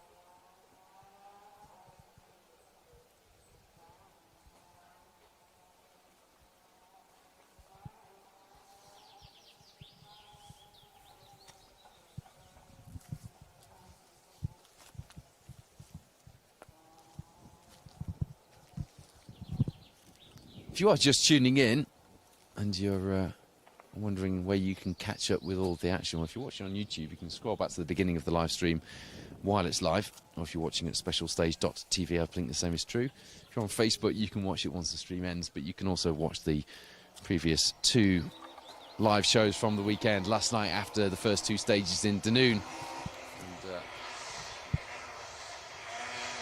earlier on today, stage 11. You can follow that one as well. As you see, Fraser Smith and Dan Forsyth currently 8th in class, 38th on the overall leaderboard. They've been pushing on today, haven't they? Another one of those cars that comes past smelling very hot, being pushed very hard. That was the car that Nicky Addison was co-driver in for the last season. Switching from the Mark II to the Mark II, sorry, from an Evo 6. Before that, Fraser was one of the Civic contingent. Had an EK9 Civic for 5 years. Had some good success with that car as well. Only sold it last year, actually.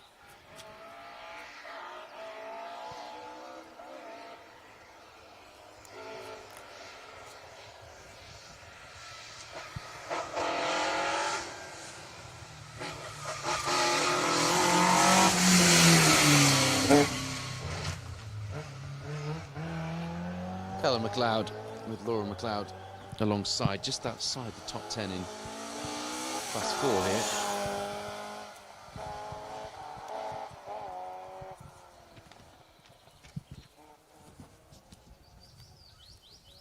Only doing the occasional rallies every now and again now.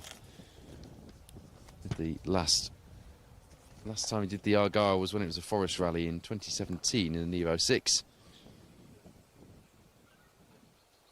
Oh, no, I think he did last year. No, 2022, sorry. Part 2. He did, because he came 4th in class on last year's.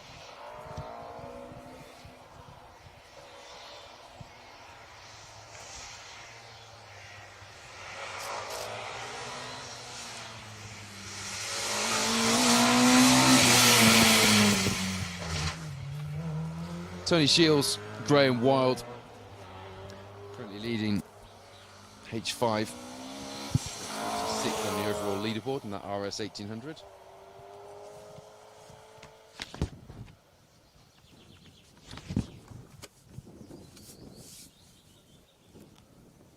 Mentioned earlier, he's had some unusual cars in his rally history. Fiesta XR2, Corolla GT, Avenger, Astra GSI. Quite a few drivers on the entry list with some unusual cars as well.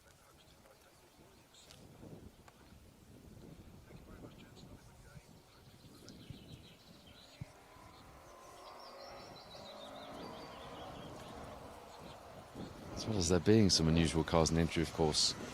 Cadet GTEs, Dam, Metros, TR7 V8s, Porsche 911 SCs. Been a great entry for a rally nerd like me and Bramwell. There's David Pedley, Grace Pedley alongside. Actually, talking of interesting cars, David's first ever rally was the 2006 Roger Albert Clark. I mean, imagine that for a start. In a TR7 V8. First ever rally.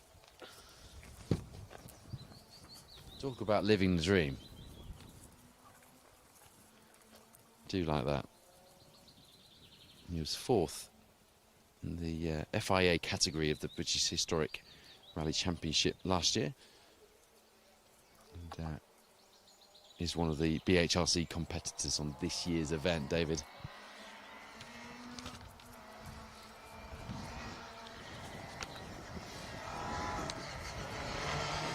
BHRC event has been won by Mark Higgins and Carl Williamson, provisionally, of course.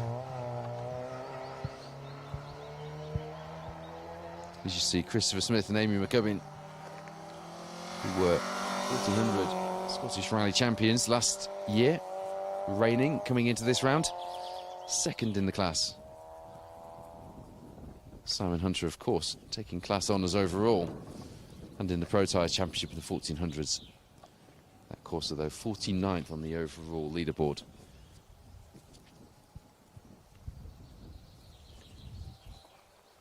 So it will be interesting to see what happened to Darren Atkinson, who was quite convincingly leading the two-wheel drive field after last night's stages. Seemed quite comfortable.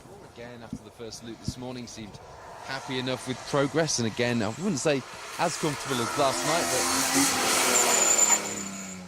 but certainly going somewhat to plan. It all seems to have changed. There's Tim Cole and David Sutcliffe come here 7th in B13. Won't have done themselves any harm whatsoever in the championship fight. I'll look at that leaderboard in a second. Just checking the overalls.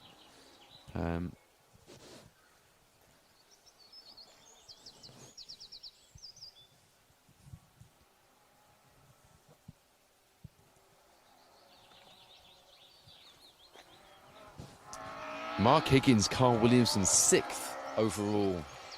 They're creeping up those overall leaderboards, aren't they, in this TR7 V8? And the David Appleby engineering team can be mighty proud of that one. I'm sure they will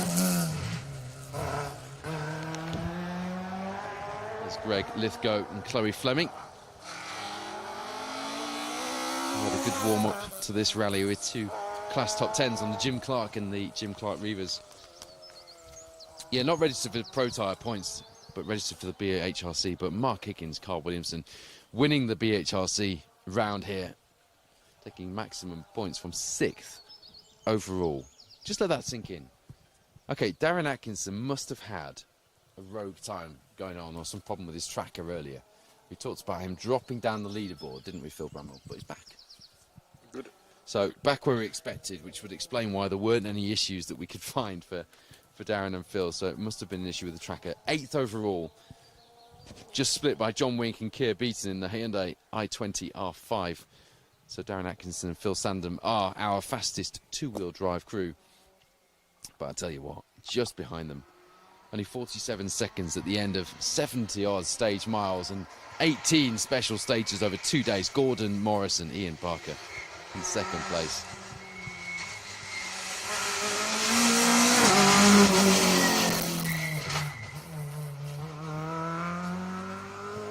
Hugh Brunton, not yet showing a time for 18. He is through the stage. Although actually, that said, Darren Atkinson and Phil Sandham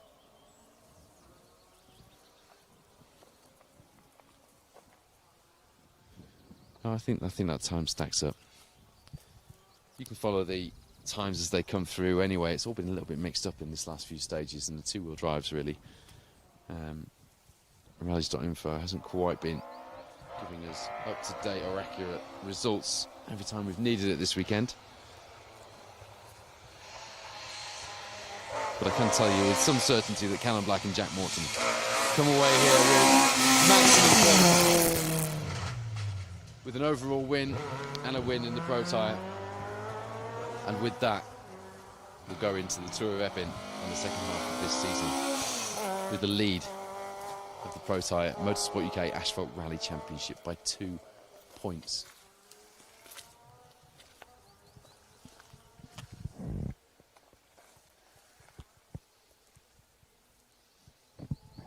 From Neil Roskell, who will be absolutely delighted to be back in the hunt here. I'm sure he will. Dawn and the rest of the team. Dean has been cheering on the live stream. They'll be delighted with this. Nick Kitchen, Kevin Wilson, again, another three-wheeling line out of that corner, lifting the inside wheel. I love historic cars lifting an inside wheel. There's something about that. First visit to Argyll, but came here with plenty of confidence after a convincing class win on the Reavers Rally a couple of weeks ago in the borders of Scotland. But going back to that overall title fight, that really does set up a really quite nice three-way tussle Simon Bowen as well, going into the final 3 rounds of the series. Really quite excited for this. Can we go to the Tour of Epping tomorrow? Can we set off tomorrow? No. Megan O'Kane, John O'Kane managed to get that car through then after struggling with the gearbox. Oh, Phil's going to be sleeping tomorrow. Let's go the next day then. And the sun was just glinting off co-driver's helmet peak as well, coming down this section of stage. I don't know if you picked that up in your camera, Mark. My eyes picked that up.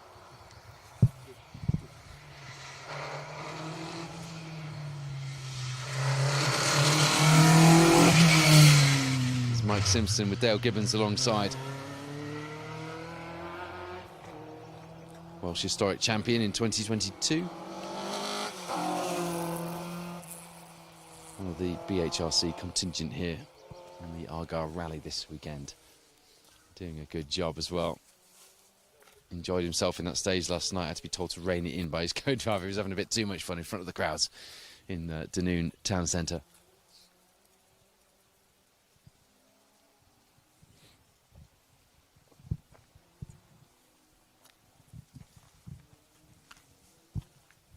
All the results that we'll bring you today on the live coverage will be provisional. They won't go final until after we're off air, but you can double check on the social media channels on the Protyre Motorsport UK Asphalt Rally Championship for up-to-date information, and likewise for any of the other championships which you may be following this weekend.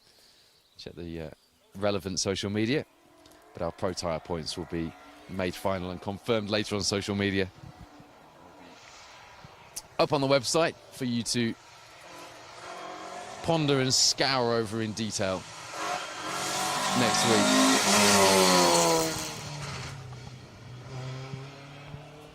Robin Shuttleworth's Mark 1 Mexico really is a thing of beauty, isn't it? Amazing how such a humble car as the Mark 1 Escort was, nation's family car, could become such a legend of our sport. Malcolm Smithson alongside in that H2 Mexico. Cat 2 BHRC champions last year, and our BTRDA Historic Cup champion in 2016 as well. Robin Shuttleworth had some issues with the car getting a bit hot after the first 2 stages last night. Has clearly managed to sort out whatever that problem was, or perhaps it wasn't a problem, it was just a little bit of paranoia, having not been in the car for a little while, which you can understand. These engines are not cheap, and you've got to look after them. Once the temperature starts creeping up, you just got to press on and get some air into it.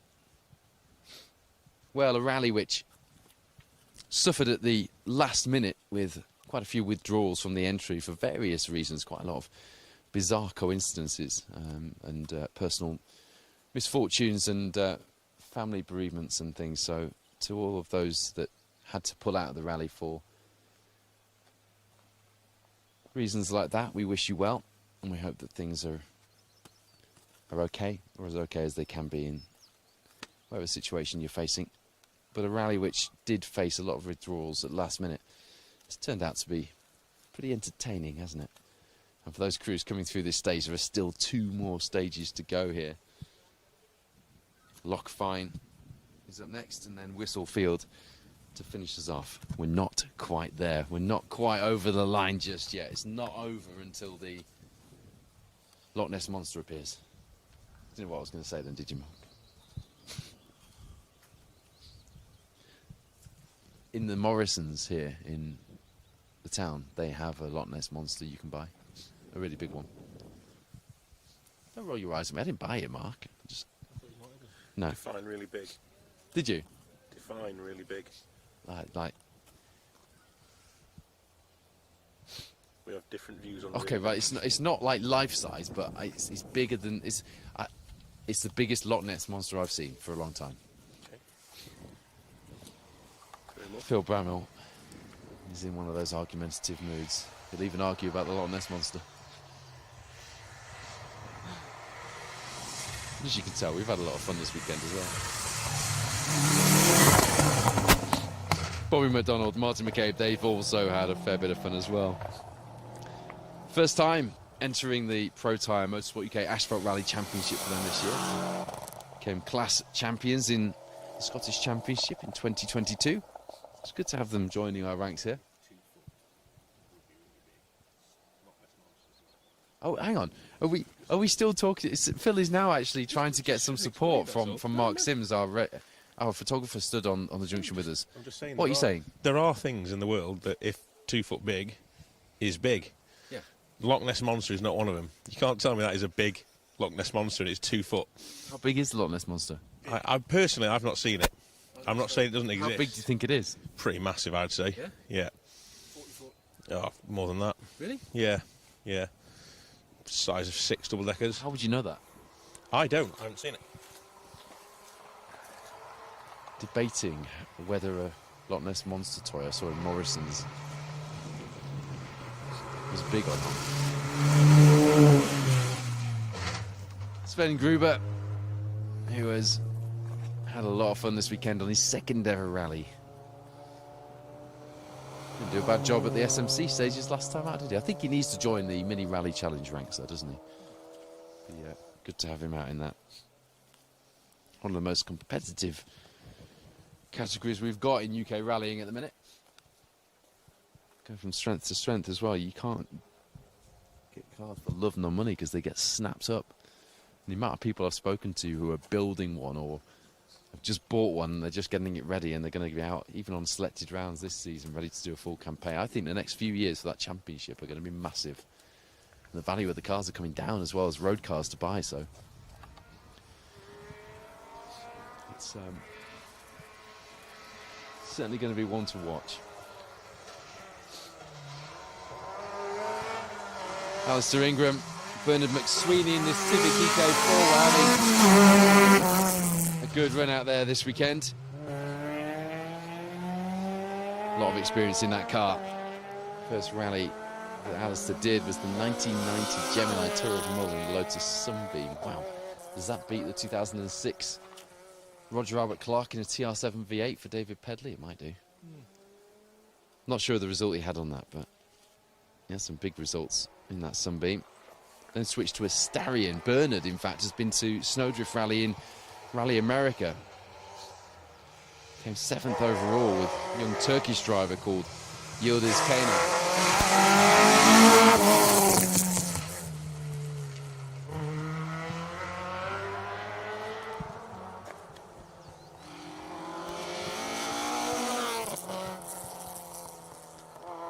There's Gordon Murray with Peter Carstairs alongside. Again, talking to people who've got a lot of experience. Peter has more than his fair share of rallies under his belt, doesn't he?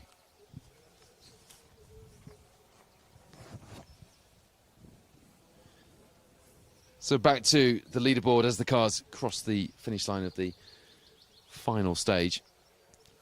Still no more times after Craig Rutherford, which is where we were before.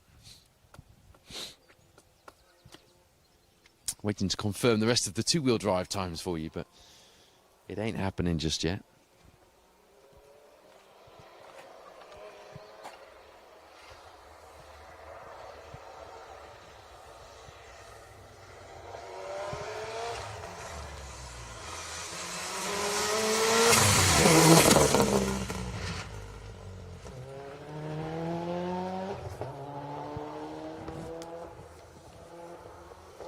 Christian Davies and Sam Weller are the only cars to have gone off in front of us this weekend. We managed to get that Dylan Davies Subaru back on the stage in that last stage of stage 11. Hunt Eaton, we had him? I think he stopped at the previous stage.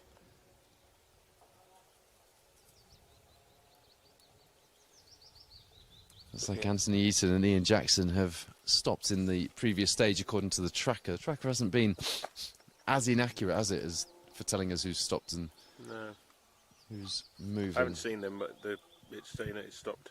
They've not been through yet, no. I think everyone... Why we've not seen them. Everyone in the rally still is on their way from that stage to us now. So I think they're out. Yep, so looks like Anthony Easton and Ian Jackson are out of the rally.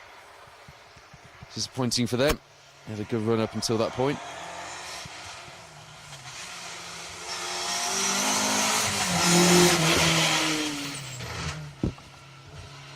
Michael Dowling and Stephen Buckley. Talking of first rallies, his first rally was the 2018 Killarney Historic. Nothing like throwing yourself in at the deep end, is there? Been interesting to compare his times to our B11 competitors this time out on the Argyll. And that big wing Mark Wynn Escort.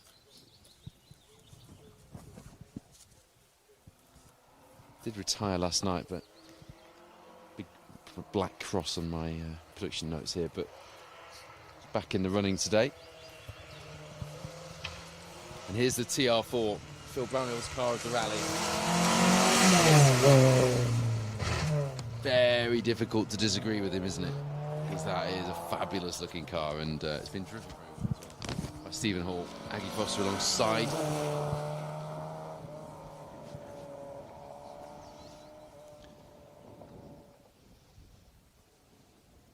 They're actually registered for the HRCR points here. I don't know where that stands. It says on the entry list Mini, but I don't think they're scoring in the same class as the Mini Sport Cup. But I stand to be corrected on that, if indeed they are. Either way, they're competing here with the HRCR competitors. Giving us plenty of entertainment and something different on the stages as well. It smelled lovely as it went past us. It's part of the appeal of this sport, is the smell. Let's hope we never lose that. It's those electric cars, they don't smell too good.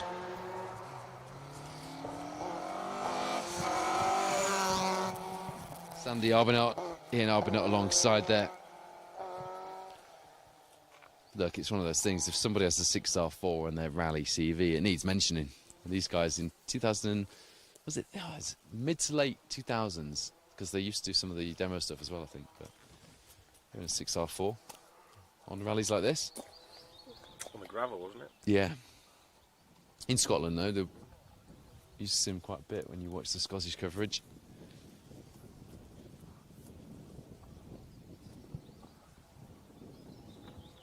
Still no updated times through from the final stage here. As soon as they are, I will let you know.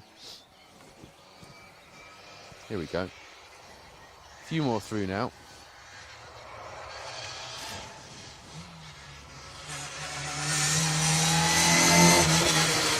Right, so I was a little premature in the my excitement about Mark Higgins being in 8th overall, because the times haven't quite come through.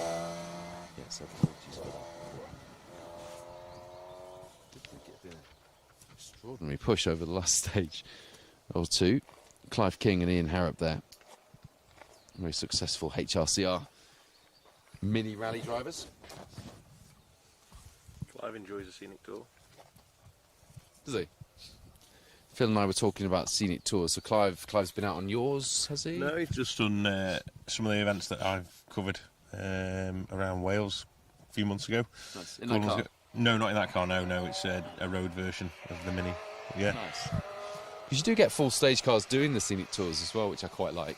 Historic, I mean, you don't get R5s and things like that doing them, but historic stage rally cars.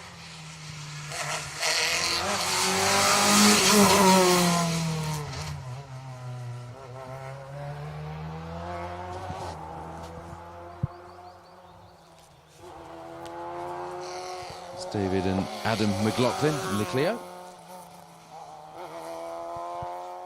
Did 7 seasons in a Mazda 323 four-wheel drive. That was an interesting car to run back in the day when he first started rally. Hasn't had the best starts to 2024. Fair bit of mechanical retirement. Managed to keep going after borrowing a starter motor from Nathan Evans. About 10.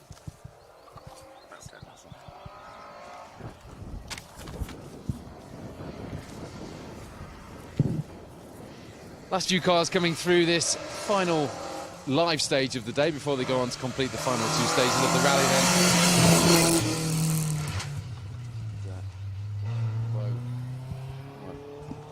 Protyre Motorsport UK Asphalt Rally Championship crews, I think, have now concluded, haven't they?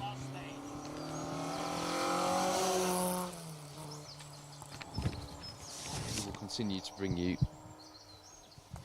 coverage of this last 10 cars through stage 16. There's Alistair Brearley and Richard Wardle. I know we're getting a bit nerdy here, but I just like these little bits of rally history that we have on our entry lists. And Alistair's first rally was the 1973 Uniflow Lindisfarne Rally in Escort, Mexico. He came 42nd. Can you guess who won the 73 Lindisfarne? Bramall? Mark? Roger Clark. Bit too early for Tony Pond. Marco Allen came 2nd. Mike Jackson, local legend for me, was 26th. You get the idea.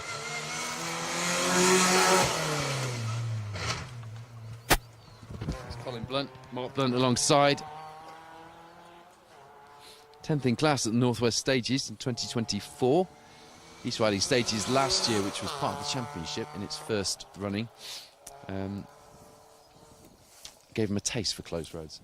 But yeah, I look back into people's history just to pull out these little nuggets, and I love the fact that someone out here competing in a car today was rallying with Roger Clark and Marco Allen in 73 on an event like the Uniflow Lindisfarne. And the marshals were all given Uniflow liveried bags, hold-all bags. And where did all they go? My dad still got a Cossack one from when he was given a Cossack bag at the Cossack Rally, which started in Beverley in 1977, but all those marshals that got a Uniflow Lindisfarne rally hold-all, I'd love that. Bring to rallies. eBay. Yeah, they probably did all go on eBay at one point or another. But little bits of history like that now we kind of revere, don't we? Those eras of the sport. Thank you so much for joining us on the live coverage this weekend. I am going to just join you for a bit of a chat as we go into the final few stages here. If I can find the live stream. Fumbling. I've got no excuse. There's no rain or midges or ice or anything else. Thank you, Mark.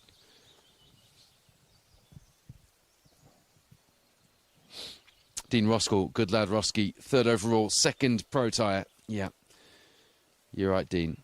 That was a fantastic performance. Really chuffed that we've got Roskell back to that pace and also that smile that he's got on his face. He wants it, and he knows he's having it, which bodes well for the second part of the season. I think he'd lost a little bit of his mojo in the last few events, but it's back.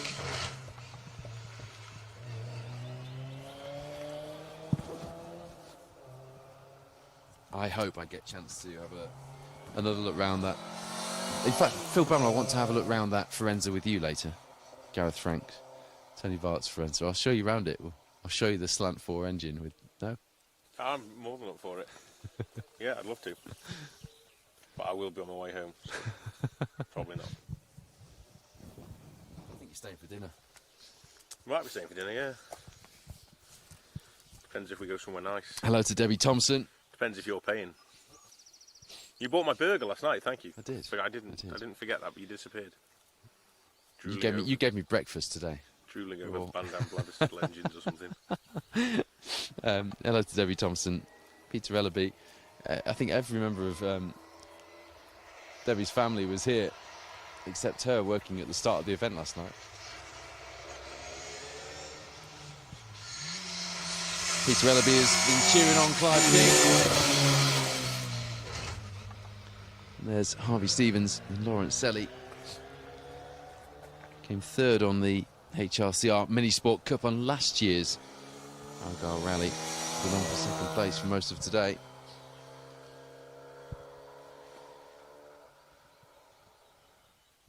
Hello to Neil Henderson.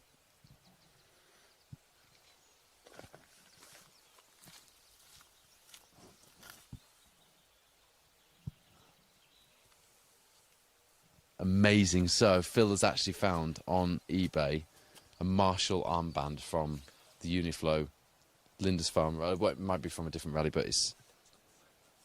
I've got a Castrol one like that. Yeah, I think we all got them from M Sport, didn't we, when they were clearing out their cupboards? No, Malcolm Wilson mine came in a pack. Did it? Yeah. Nice. Sorry, we are getting extremely nerdy here. Phil's managed to find one of those Uniflow Marshall armbands that the Marshalls were given. If you can find the hold-all that it went in, Phil, that would be nice. If anyone's got a Uniflow hold-all, do let me know. Any old rally jackets? I've got a thing for old rally jackets. Trouble is, I think everyone else has as well. The prices have gone up. John Nicholson, Carrie Bates, his second rally this year, retired on the Reavers. This one's gone better, hasn't it? But I'll tell you what, that was like, it smells like Castrol R. How can it be Castrol R? You can't get it anymore, but it does smell like Castrol R. Yeah. That old two-stroke smell, hasn't it? Hanging in the air. Goodness me, that transported me back to being a kid at Oliver's Mount on the North Humberside, listening and smelling brakes and Castrol R. What an intoxicating combination that was. Hot brake pads and burning clutches and Castrol R hanging in the air. Thick, it sort of stayed in your nostrils all the way home. I loved it.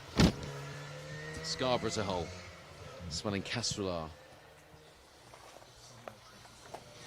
Fran Welsh 86, wow. What a vintage that was. I was 2 years old. I bet I could still smell it. Shane Gamble, Julia Perry. Do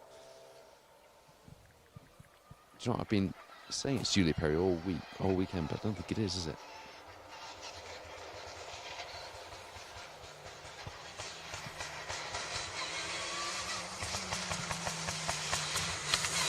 Kevin Hogan, apologies. Julia Perry was meant to be in the car. So I had written in my notes all about the Mini Rally Challenge, but yeah, Kevin Hogan in that Mini. As it turned out. There's the last of our Protyre Motorsport UK Asphalt Rally Championship contenders in their Evo 9, running quite far out of road position there.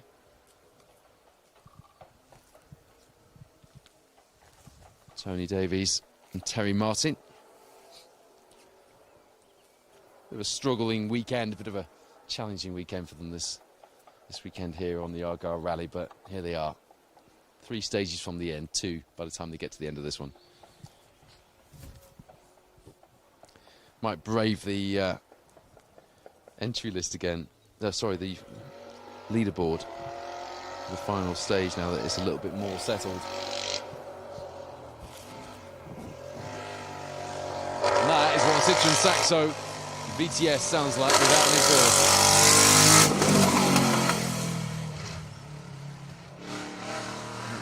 Peugeot Sport TU engine. Laid bare for us all to hear. It does sound like a John Deere, doesn't it? So, the big news this weekend is that the Protyre Motorsport UK Asphalt Rally Championship title fight comes alive now with 3 rounds to go. Callum Black, Jack Morton will leave the Scottish Peninsula leading the championship by 2 points to Neil Roskell and Di Roberts. Neil back on form, I think it's fair to say. And boy, is that good to see. We're looking forward to that fight now. Hugh Brunton, Drew Sturrock take 3rd Protyre crew here. But it won't help their championship campaign. They won't have enough rounds to qualify for a full season. Will Hill, Richard Crozier, what a performance from them. 4th overall in the Protyre crews, 8th overall in the rally leaderboard here at the Argyll in the Rally 3 Fiesta. An unbelievable performance. The first car on the leaderboard that isn't an R5 or a Rally 2. It's a Rally 3. Effectively the equipment the junior WRC competitors get. And the Hills Ford team have brought it home 8th place overall. Just, I love these giant killing performances from cars that on paper don't really belong in those positions. Mark Higgins, Carl Williamson, the first of the two-wheel drive cars on the overall leaderboard. It looks like 11th overall for them. And the first of our two-wheel drive crews. And no, we're still waiting for... No, we're still waiting for a couple. So Hugh James, Lewis Sim will be the next crew to drop their time in on the leaderboard, I think. At which point I should be able to, with a bit more confidence, give you our two-wheel drive leaderboard. The results just seem to be coming through quite slowly for us.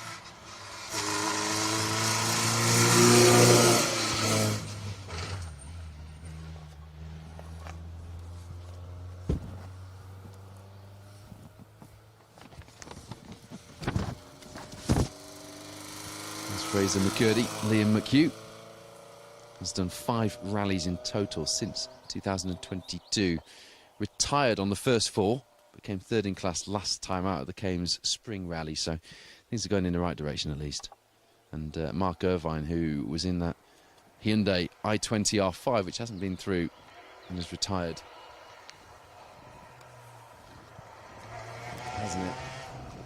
Was co-driving last time.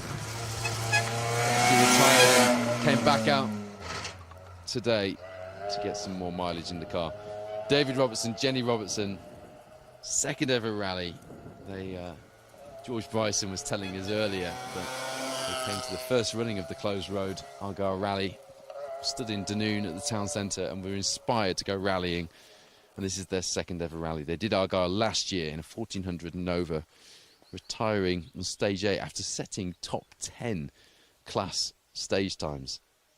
And even the fastest in class stage time, not bad for your first ever rally. Having been inspired to go out rallying, having watched it in the town centre on your home high street.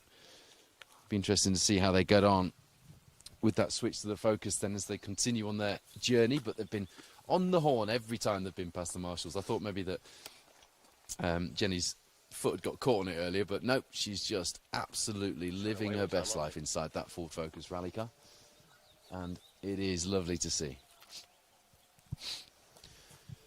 Desperately wanting these times to pop in so that we can conclude while we're still live on air. Two-wheel drive results.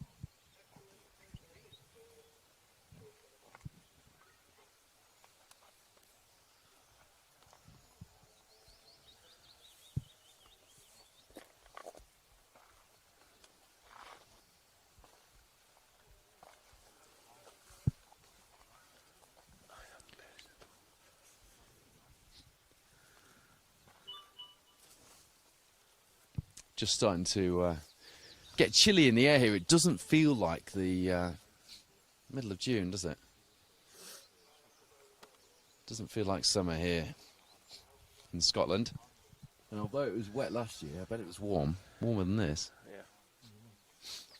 It's been a strange weekend, really, weather-wise. And it's dull as well. It feels like it's getting darker, and we're only at 5:20. Longest day of the year yesterday. I know they're getting shorter now, but this is really pushing it. On our way to winter already. Sorry? We're on our way to winter already. We are.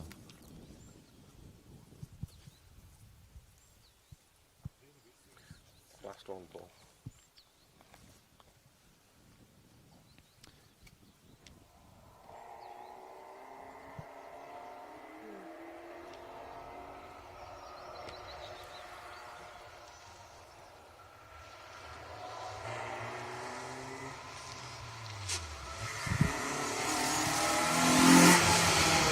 And there we go. Matthew Uden and Ross Bell just rounding us out.